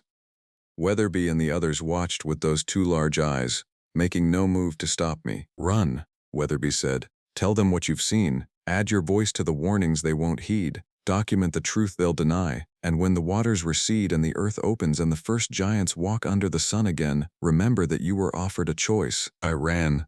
Through the tunnels, past the petroglyphs that seemed to writhe on the walls, out into the blessed cold of winter. I didn't stop until I reached my truck, didn't feel safe until I was back in the illusory security of cabin 4. That night I uploaded everything. Photos, videos, audio recordings. I wrote a report that laid out the truth in stark, undeniable terms. The transformation wasn't random, it was purposeful. And what lay beneath the mountains wasn't a species but a civilization waiting to reclaim its world. The response came within hours, not from Dr. Tanaka or the network, but from numbers I didn't recognize. Cease and desist orders, threats of prosecution under the Espionage Act, warnings about the consequences of spreading panic. Then Rebecca called. Her voice was tired, defeated. They're transferring you. Effective immediately. Report to Yellowstone for reassignment. Someone will be by tomorrow to collect your files. All of them? A pause. All the official ones. The message was clear. I had 12 hours to hide what mattered, to ensure the truth survived even if I didn't. I worked through the night, creating caches, uploading to servers that didn't officially exist, encoding coordinates in seemingly innocent trail reports. Dawn came red over Misqua Lake. As I packed, I saw them on the far shore. 3 figures, tall and wrong, watching, waiting. They raised their hands in what might have been farewell or warning. I left cabin 4 as the recovery team arrived, black SUVs with government plates and men who didn't give names. They searched the cabin thoroughly, found nothing but standard reports and equipment. The real documentation was already dispersed, carried by other voices in the wilderness, other witnesses to the impossible. My new posting was in the gift shop at Old Faithful, about as far from real wilderness as you could get while still wearing a ranger uniform. But even there I heard the whispers. Rangers talking about strange sightings in the backcountry. Tourists reporting sounds in the night that didn't match any known wildlife. The transformation was spreading beyond the northern Rockies, following cave systems that connected in ways our maps didn't show. I write this from a motel room in Bozeman, having finally left the Forest Service after 18 months of enforced silence. Others from the network have gone underground, continuing the documentation, preparing for what's coming. Some, like Roy and Martina, have disappeared. Whether silenced or transformed, I don't know. The water continues to drop. The whispers grow louder, and somewhere in the deep places giants stir in their sleep, dreaming of the sun they haven't seen in millennia. Weatherby was right about one thing. Someone must witness. Someone must record the truth, even if that truth is the end of one world and the beginning of another. So I write, and I remember, and I wait, because the Stay-Iha are coming, not as monsters or myths, but as the inheritors of a world we only borrowed. And those of us who remain human can only watch, and document, and hope that somewhere in the transition, something of what we were survives. The transformation has begun. There is no stopping it now. Only the question remains. Will you go to the caves willingly, or will you wait until the caves come to you? I've made my choice. I'm heading back north, back to the mountains, back to where it all started. Not to fight, or investigate, or document anymore. Just to witness. To be present at the end and the beginning. If you find this account, you'll know what's coming. Look for the red water. Listen for the whispers. And remember, we had our time in the sun. Now it's their turn.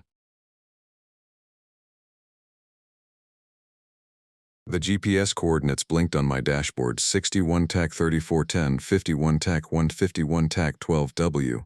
3 hikers missing for 72 hours in the Musquedo wilderness. I'd been a park ranger for 12 years, but something about this call felt wrong from the start. My name is Marcus Reed, and I've pulled dozens of lost tourists out of these woods. The Musquedo spans 400,000 acres of untouched Alaskan wilderness where cell towers are myths and the nearest road ends 40 miles from where I was heading. Most people who get lost here are found within a day or two, dehydrated and scared but alive. After 3 days, especially in October, the odds drop fast. The missing hikers were experienced. James Brennan, 34, wilderness guide, his girlfriend Maya Delacroix, 29, nurse practitioner, and Derek Kushner, 31, wildlife photographer. Their planned route would take them through Crying Woman Pass to Lake Nucleocayet, a 5-day trek that seasoned hikers could manage without much trouble. They'd filed all the proper paperwork, carried satellite phones, and knew the terrain. None of it mattered now. I loaded my pack with standard search gear, emergency medical supplies, rope, flares, extra food and water. My rifle went in last, a Remington 730-06. Brown bears were common here, and this late in the season they were aggressive, trying to pack on weight before winter. But as I secured the weapon, my grandmother's words echoed in my mind, a warning she'd given me 30 years ago when I was just a kid. Some things in the forest aren't bears, Marcus. Some things wear the skins of what they kill. The helicopter dropped me at the trailhead just after dawn. Pilot wouldn't stick around. Weather was coming in, and he needed to beat it back to Anchorage. I'd have to hike out with whoever I found, assuming I found anyone at all. The trail started easy enough, winding through stands of black spruce and paper birch. Morning frost crunched under my boots. I'd studied the hiker's intended route, but I also knew how quickly people could get turned around out here. The forest had a way of swallowing trails, especially after rain, and we'd had plenty last week. 2 hours in, I found their first campsite. The fire ring was properly constructed. Bear canisters hung at regulation height. Everything looked normal except for one detail. They'd left gear behind. A sleeping bag, still in its compression sack, a camp stove with a full fuel canister. Nobody abandons equipment like that unless something forces them to move fast. I photographed everything and checked my GPS. They should have been moving northwest from here, following Musquedo Creek toward the pass. Instead, tracks led northeast, directly into a section of forest the locals called the Hungry Trees. Dense spruce canopy blocked most sunlight there, creating a maze of shadows and deadfall. Even experienced hikers avoided it. The tracks were strange. 3 sets of boots, yes, but they moved in perfect synchronization, like they were walking in formation. No meandering, no stopping to rest or check directions, just a straight line into the darkest part of the forest. I've tracked a lot of lost hikers, and panic people don't move like that. They circle back, they zigzag, they leave signs of confusion. This looked purposeful, controlled. I followed. What else could I do? The forest changed as I moved deeper. The usual bird calls faded to nothing. No squirrels chittering in the branches, no rustle of small animals in the underbrush. The silence was complete, pressing against my eardrums like deep water. Even my footsteps seemed muted, absorbed by the thick carpet of pine needles. 3 miles in, I found the second campsite. This one was wrong in every way. The tent was set up backwards, door facing a massive spruce trunk instead of outward. Sleeping bags were arranged in a perfect triangle inside, but they'd been turned inside out, the insulation exposed to the cold ground. Food was scattered everywhere. Energy bars, dried fruit, jerky, all untouched despite clear signs that animals had investigated the camp. A fox had walked right through the middle of it all, leaving tracks in the disturbed earth, but hadn't taken a single bite. My radio crackled with static. I tried calling base but got nothing. Not unusual this deep in the Musquedo, but the timing made my skin prickle. The temperature was dropping faster than the weather report had predicted. My breath came out in white clouds, and frost was already forming on the abandoned gear. I found Maya's journal tucked into a side pocket of one pack. Most entries were typical trail notes, distance covered, wildlife spotted, meal plans. But the last entry, dated 3 days ago, made me stop cold. Derek won't stop talking about the man in the trees. James and I haven't seen anything, but Dee insists someone's been following us since yesterday. He says the man moves wrong, joints bending in ways they shouldn't. I told him it's just shadows and exhaustion, but now James is acting strange too. He spent an hour last night just standing at the edge of camp, staring into the forest. When I asked what he was looking at, he said it's learning our faces. I'm scared. This isn't like them. Tomorrow we're heading back. Forget the lake. They never made it back. The tracks continued northeast, deeper into the hungry trees. I've read reports from other rangers, heard stories around campfires that we all pretend are just stories. Hikers found days after disappearing with no memory of where they'd been. Experienced outdoorsmen discovered walking in circles, insisting they were following their compass correctly even as the needle spun wildly. And sometimes, rarely, people were found in places they couldn't have reached on foot, their gear arranged in patterns that hurt to look at. The rational part of my brain cataloged possibilities. Hypothermia-induced delirium, contaminated water causing hallucinations, even a gas leak from their camp stove affecting judgment. But as I stood in that backwards camp with the inside-out sleeping bags and the untouched food, I knew none of those explanations fit. Something had led them away from safety, and they'd followed willingly. The tracks grew fresher. I was maybe 6 hours behind them now. If they were still moving, still alive, I might catch up by nightfall. But the forest was fighting me. Deadfall appeared across paths that should have been clear. Trees seemed closer together than they'd been minutes before. Twice I had to backtrack when trails simply ended at walls of impenetrable brush that my map insisted shouldn't exist. As afternoon wore on, I started noticing things. Scratch marks on trees, too high for bears, in patterns that reminded me of writing but in no alphabet I recognized. Patches of ground where nothing grew. Perfect circles of bare earth in the middle of thriving forest. And the smell.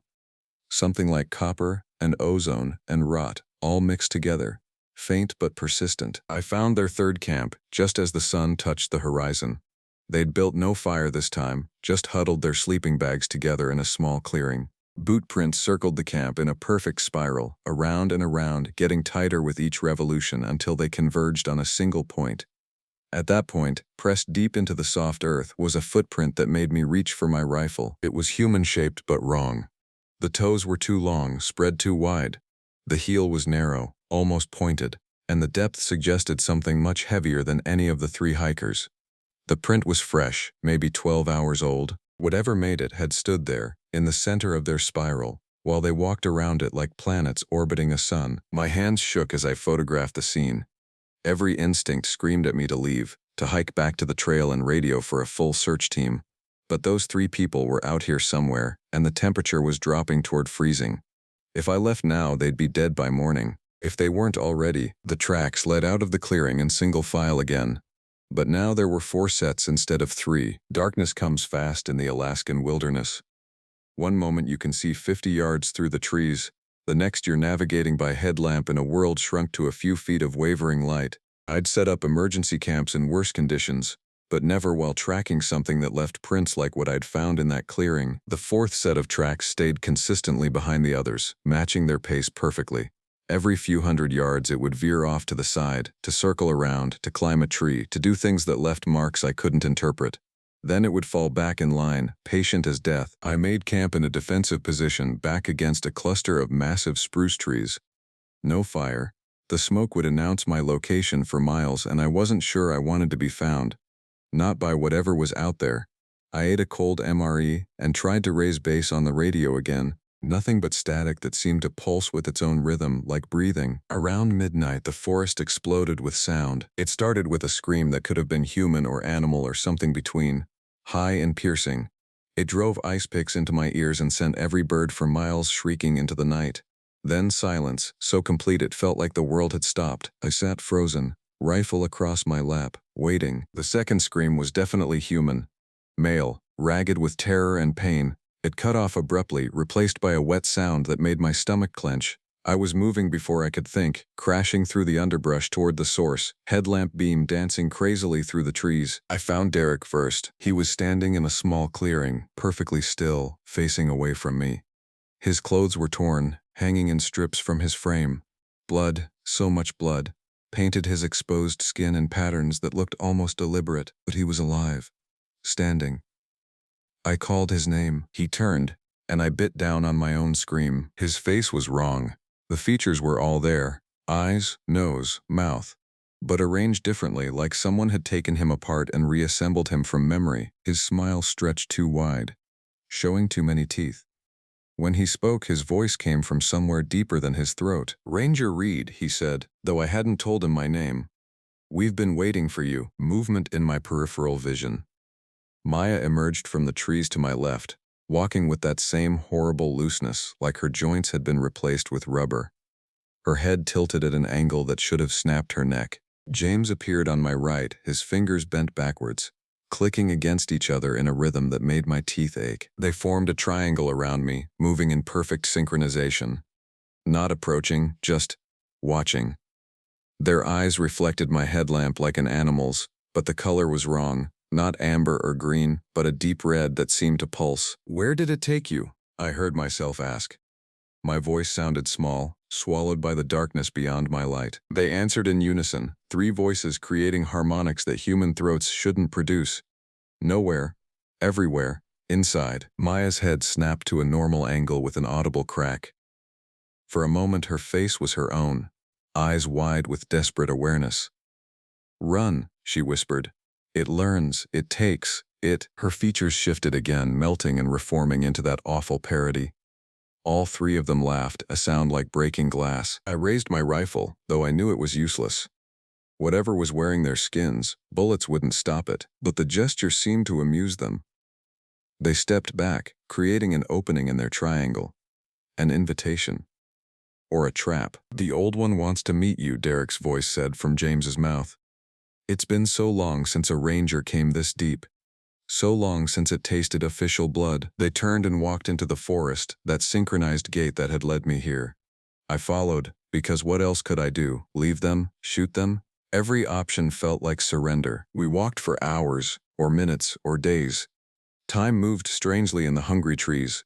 My GPS spun uselessly, showing coordinates that placed us miles apart from one second to the next. The forest itself seemed to shift, paths appearing and disappearing, trees rearranging themselves when I wasn't looking directly at them. And always those three figures ahead of me, leading me deeper. We came to Lake Nucleukayet just as dawn should have been breaking, though the sky remained dark as midnight. The water was black glass, reflecting nothing. No stars, no moon, not even my headlamp beam. Just an absence that seemed to pull at my eyes. A cabin squatted on the shore. Ancient logs covered in moss and something that might have been symbols or might have been natural rot. Smoke rose from a chimney that couldn't have been used in decades. The door stood open, revealing nothing but deeper darkness. "Inside," the three said together. "It waits inside." I stepped through the doorway and into impossible space. The cabin's interior stretched far beyond what its walls could contain. Corridors branched in directions that hurt to follow, lit by a source I couldn't identify.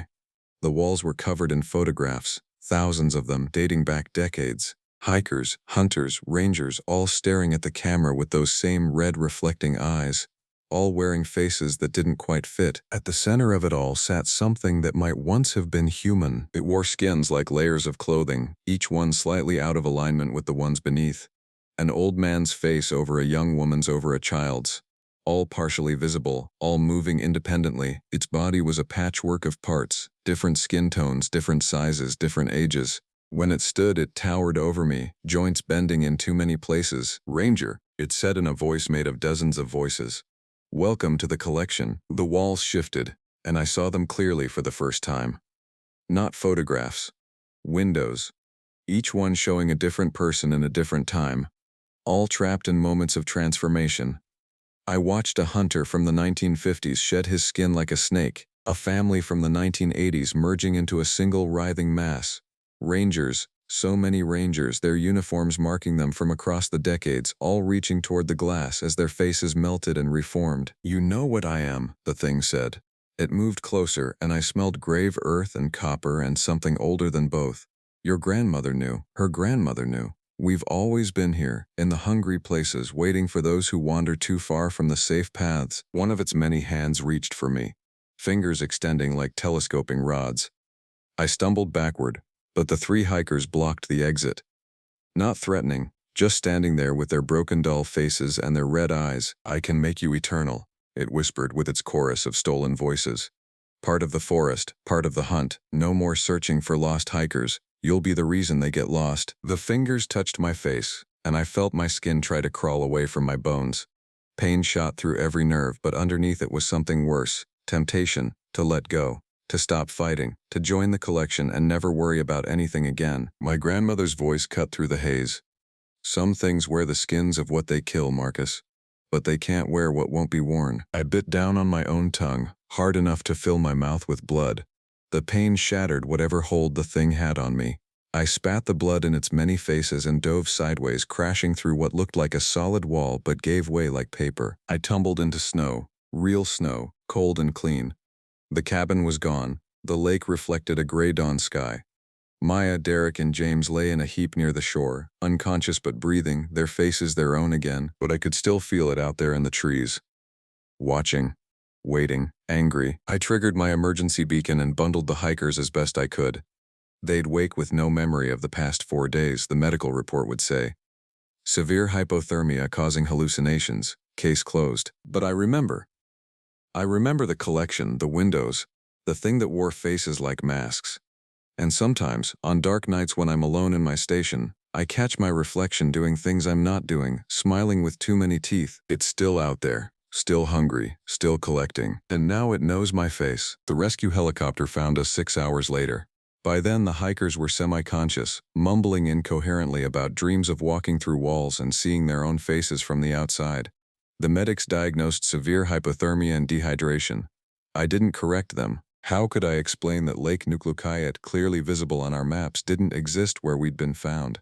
That according to our GPS coordinates, we were 20 miles from where we should have been? I spent 3 days in administrative leave, filing reports that contained enough truth to be believable and enough lies to keep anyone from looking too closely. Park Superintendent Rodriguez accepted my story about finding the hikers suffering from exposure after getting lost in a whiteout. The weather had been clear for a week, but nobody questioned it. Nobody wanted to. On the 4th day, I went to visit Maya at Anchorage General. She was sitting up in bed, staring at her hands like she'd never seen them before. When I entered, her eyes snapped to mine with an intensity that made me stop in the doorway. "You saw it too," she said. Not a question. I closed the door behind me and pulled a chair close to her bed. "What do you remember?" "Fragments, like trying to recall a dream underwater." She flexed her fingers, watching the tendons move under her skin. "We were following someone, something. Derek saw it first, said it was a person who moved wrong, but then we all saw it. And it was beautiful." "Beautiful? That's the horrible part." Tears ran down her cheeks, but she didn't wipe them away. "It showed us things, how to walk between spaces, how to slip through the gaps in the world. We wanted to follow it, we wanted to become like it." She grabbed my arm suddenly, her nails digging deep enough to draw blood. "It's not done with us. I can feel it pulling even here, especially at night. The walls get thin and I hear Derek and James calling me, except they're still in their rooms down the hall." I checked on the 2 men before leaving the hospital. Derek had covered his room's mirror with a bedsheet, claiming his reflection kept moving when he was still. James hadn't spoken since waking up, but the nurses said he drew constantly, the same pattern over and over, spirals that hurt to look at, with something waiting at the center. That night, back in my cabin outside Willow, I made a decision. I pulled out my grandmother's journals, the ones I'd boxed up after she died and never had the courage to read. She'd been a healer in her village before marrying my grandfather and moving south. People came to her with ailments that doctors couldn't explain, left with remedies that shouldn't have worked but did. Her handwriting was careful, precise. Most entries dealt with ordinary problems: births, deaths, hunting accidents. But scattered throughout were references to the old hunters and those who wear borrowed skins. One entry from 1953 stopped me cold. "Marcus's mother came today, pregnant with my grandchild. She dreamed of the hungry trees again, of something calling her north. I gave her the old protection, blood and salt and words that hurt to speak. The child will be marked. The old ones always know their own, and they hunger most for those who've escaped them once. I pray Marcus never wanders too far into the wild places. Some doors once opened can never fully close." I was the child she wrote about. My mother had encountered something in those woods before I was born, and it had marked me.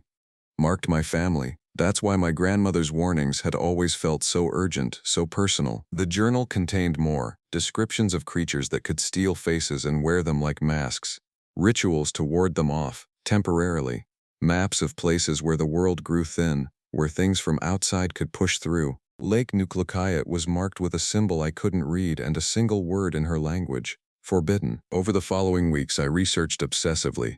I found reports buried in Park Service archives, labeled as hoaxes or misfilings. A group of trappers in 1897 found skinned alive but still walking, speaking in unison about joining the eternal hunt. A ranger in 1962 who claimed to have found a cabin full of windows showing missing people from across centuries. An entire Athabascan village that disappeared in 1934, leaving only inside-out clothes arranged in spirals. The pattern was always the same. People ventured too deep into certain parts of the wilderness. They encountered something that wore human shape but wasn't human. Some never returned. Others came back changed, wrong, speaking of beautiful horrors and impossible geometries. And always, there were the ones who seemed to recover but were never quite the same. 3 weeks after the rescue, Derek Kushner walked out of his apartment in Anchorage and vanished. Security cameras showed him leaving at 3 a.m., moving with that horrible synchronized gait I remembered from the forest. He walked north, out of frame, and was never seen again. James lasted another week before his roommate found him trying to peel his own face off, claiming something underneath was trying to get out.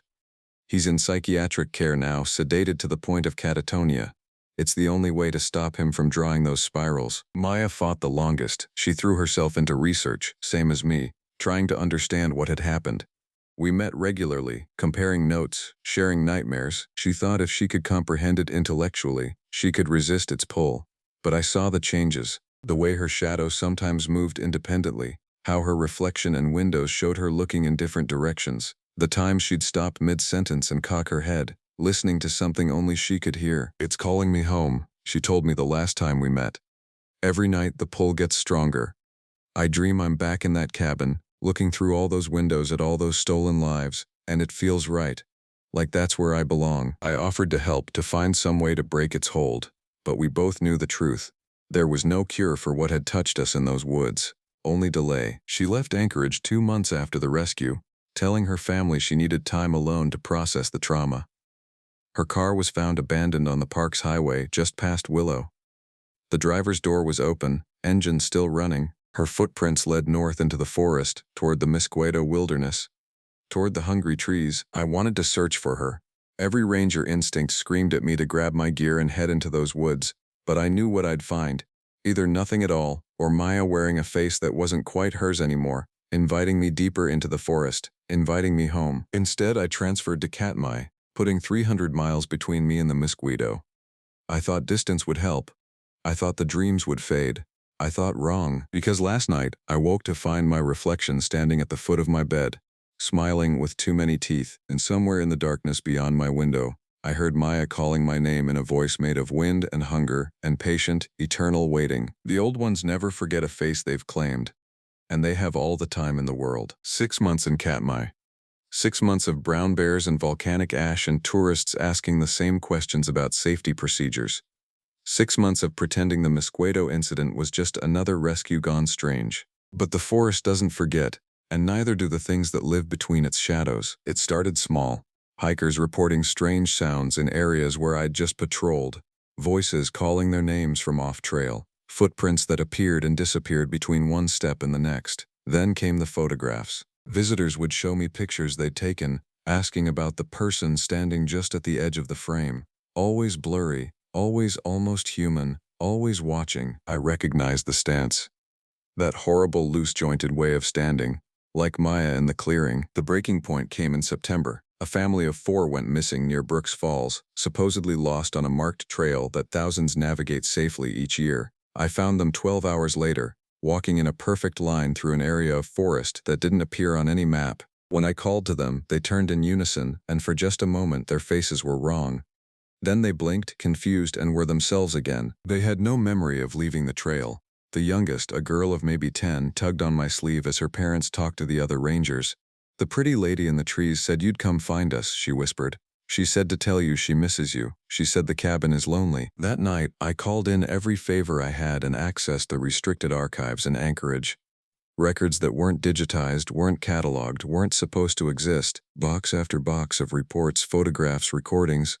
The real history of Alaska's wild places, the one we don't tell tourists. The skinwalker mythology was just the surface.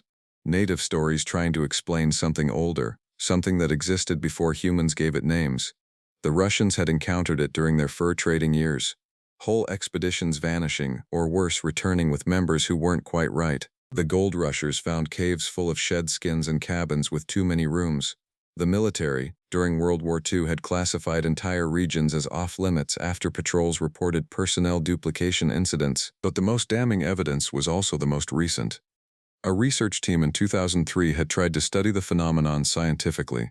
Dr. Patricia Voss, the lead researcher, had theorized that certain areas of wilderness acted as thin places, boundaries between our reality and something else. Her team had installed monitoring equipment throughout the Musquedo region, trying to map these soft spots. They found them. They also found that the soft spots were growing. Dr. Voss's final report, filed 2 days before her entire team disappeared, included this: the entities we've observed don't seem malevolent in the traditional sense. They're curious. They study us, mimic us, try to understand us by taking us apart and putting us back together. The problem is that their understanding of together doesn't match ours. They're like children playing with dolls, not realizing the dolls can feel pain. The report included photographs from their base camp. In the background of each one, barely visible, were figures that shouldn't have been there. People who looked almost like team members but weren't.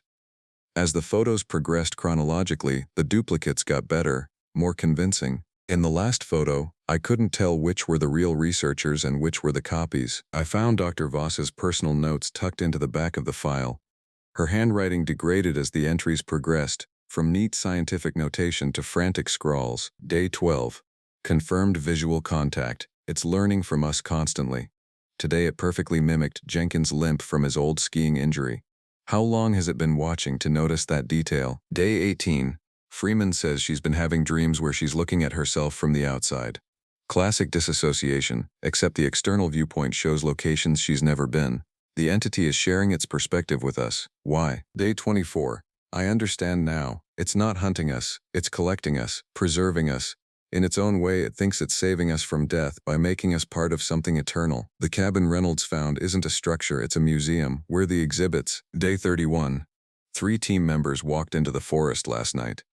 They came back, but they're different. They know things they shouldn't. They move together like a flock of birds. They keep inviting the rest of us to see the collection. I'm scared we're running out of time. Day 33. This is my last entry. It's shown me what it really is, and I understand why people follow it willingly. Imagine never dying. Imagine being part of every story, every life that's ever walked these woods. Imagine knowing everything, being everything. The loneliness of singular existence feels unbearable now. When it comes for me tonight, I won't run. There were no more entries. I closed the file and sat in the archive basement, surrounded by decades of similar accounts. The fluorescent lights hummed overhead, casting harsh shadows that seemed to move when I wasn't looking directly at them. That's when I noticed the pattern in the reports. The sightings, the disappearances, the incidents, they weren't random. They followed ley lines of sorts, paths through the wilderness that connected one soft spot to another. And those paths were expanding, branching out like veins from a heart. The heart was Lake Nuklukayat, the lake that didn't exist where it should. My phone buzzed. Unknown number, but I recognized the area code. Musquedo region. Against every instinct, I answered. Marcus. Maya's voice, but hollowed out, echoing like she was speaking from the bottom of a well. I've seen such beautiful things. The collection grows. Did you know your grandmother is here? She's been waiting so long to meet you properly. Maya, where are you? Everywhere. Nowhere. In the spaces between. You can't imagine how it feels, Marcus, to be free of just one face, one name, one story. I'm part of something so much larger now. It's killing you? No. A laugh that sounded like breaking glass. It's making me eternal. Come home, Marcus. The forest misses you. We all miss you. The collection isn't complete without a ranger who knows the truth. The line went dead. I tried calling back, but the number didn't exist. That's when I understood. It wasn't random that I'd found them in the Musquedo. It wasn't coincidence that my grandmother had known about the old hunters. My family had been connected to this thing for generations, maybe longer. We were already part of its collection, just uncatalogued. walking around in the world when we belonged in its museum. I left Anchorage that night, but I didn't go back to Katmai. Instead, I drove to my grandmother's old village, now mostly abandoned. Her sister still lived there, ancient and sharp-eyed. She wasn't surprised to see me. "It's calling you home," she said. It wasn't a question. "How do I stop it?" She laughed, but there was no humor in it. "You don't stop something like that. You can only choose how you face it. Your grandmother chose to run south, to raise her family away from its reach. But blood calls to blood, and some hungers pass from parent to child. There has to be a way, one way." She pulled out a wooden box carved with symbols that hurt to look at. Inside was a knife, the blade black with age. "Cut the ties, bleed out what marks you as theirs. But understand, you'll be cutting away part of your soul, the part that knows the old words, feels the old ways. You'll be less than you were. And if I don't, then one day, maybe tomorrow, maybe years from now, you'll walk into those woods and won't walk out. You'll become another window in its cabin, another face in its collection, another voice calling to the next generation, drawing them home." I took the knife. It felt heavier than it should, like it was made of condensed gravity. The blade was cold enough to burn. "Choose soon," she said. "The autumn equinox is in 3 days. The borders grow thin then. It will come for you, wearing every face you've ever loved." I left her cabin with the knife wrapped in leather tucked close to my chest. The drive back to Katmai took 8 hours, and with every mile I felt the pull growing stronger, north, always north, toward the hungry trees and the lake that exists between spaces and the thing that collects stories by stealing the people who carry them. 3 days to decide. 3 days to choose between a diminished life or an eternal prison.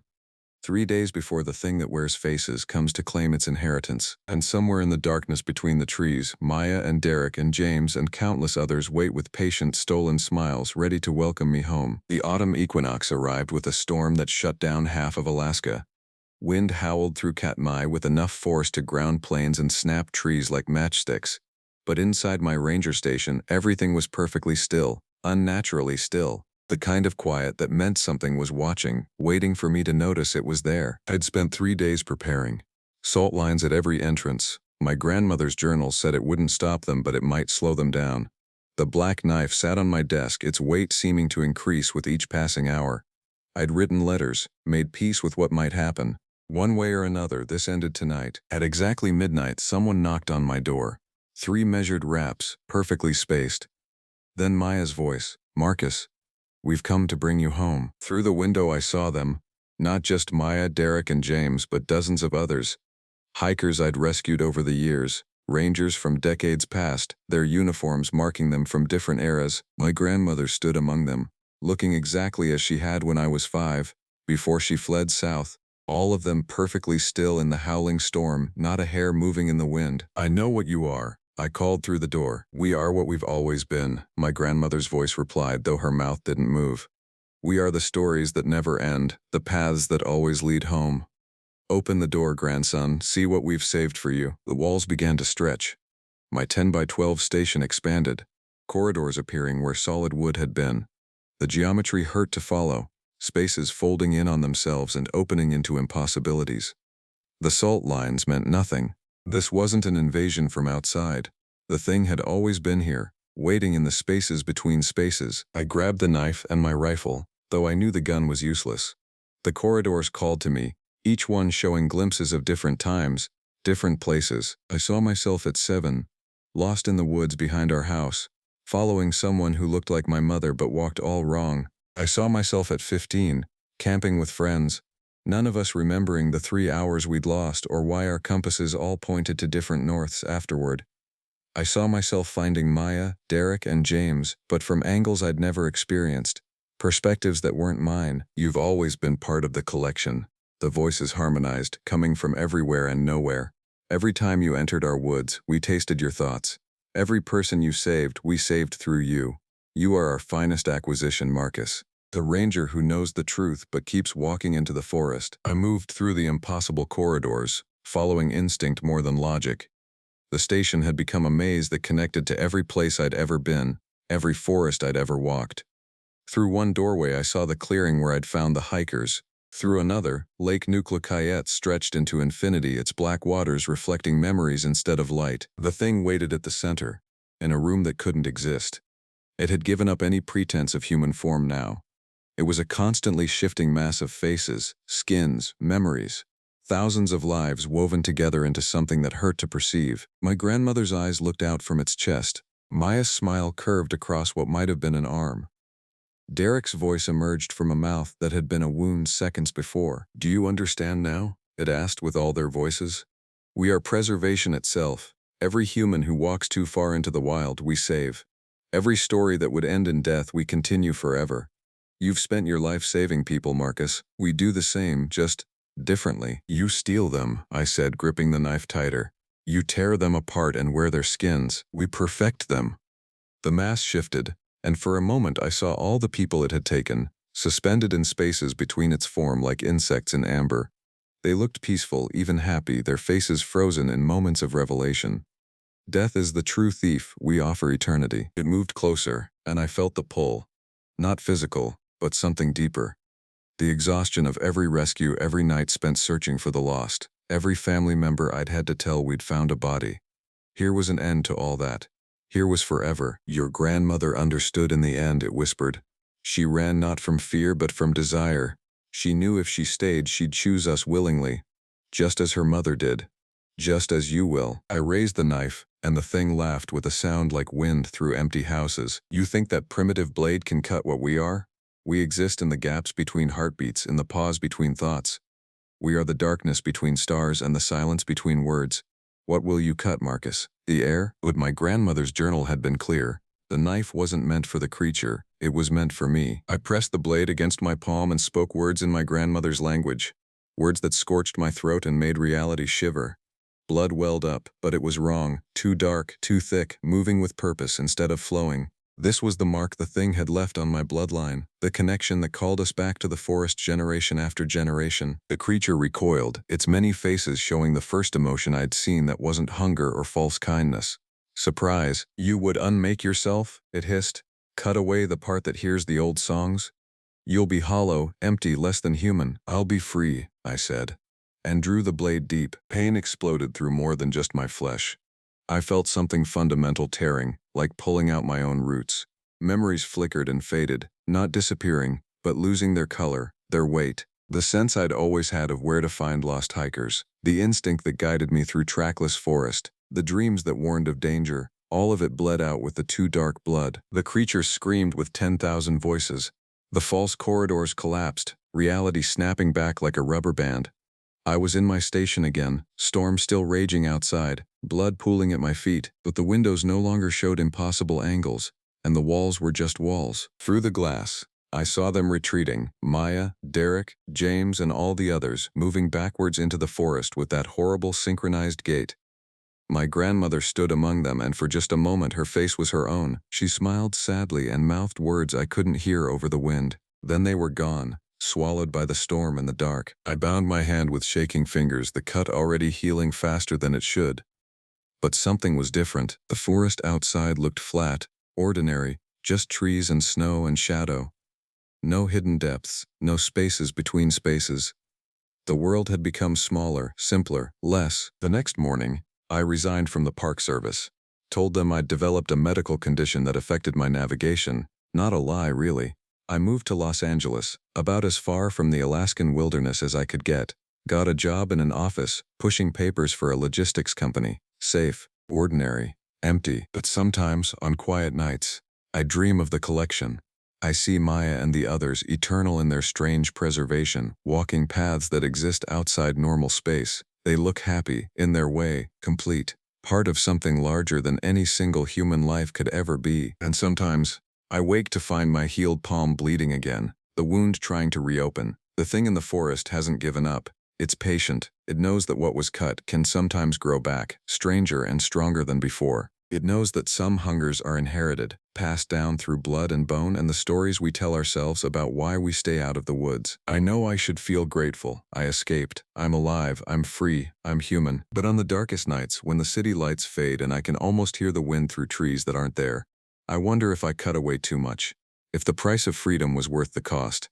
If being wholly human but forever separated from the wild places is really living at all. The collection is still out there, growing with each lost hiker, each curious ranger, each soul that wanders too far from the safe paths. Maya was right about one thing.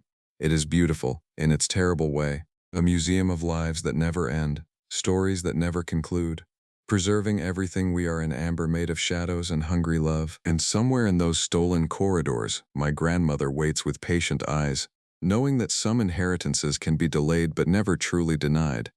The forest remembers, the collection endures, and deep in my hollowed-out soul, in the space where wildness used to live, something watches and waits and whispers a single, eternal truth. You can't go home again. But home never stops calling. The storm that brought them has passed. But I know another will come. Maybe next autumn, maybe in 10 years, maybe when I'm old and weak and tired of running. They have all the time in the world. After all, the collection is never complete. There's always room for one more story, one more face, one more ranger who thought he could save everyone but couldn't even save himself. Some nights, that doesn't sound like a threat, it sounds like a promise.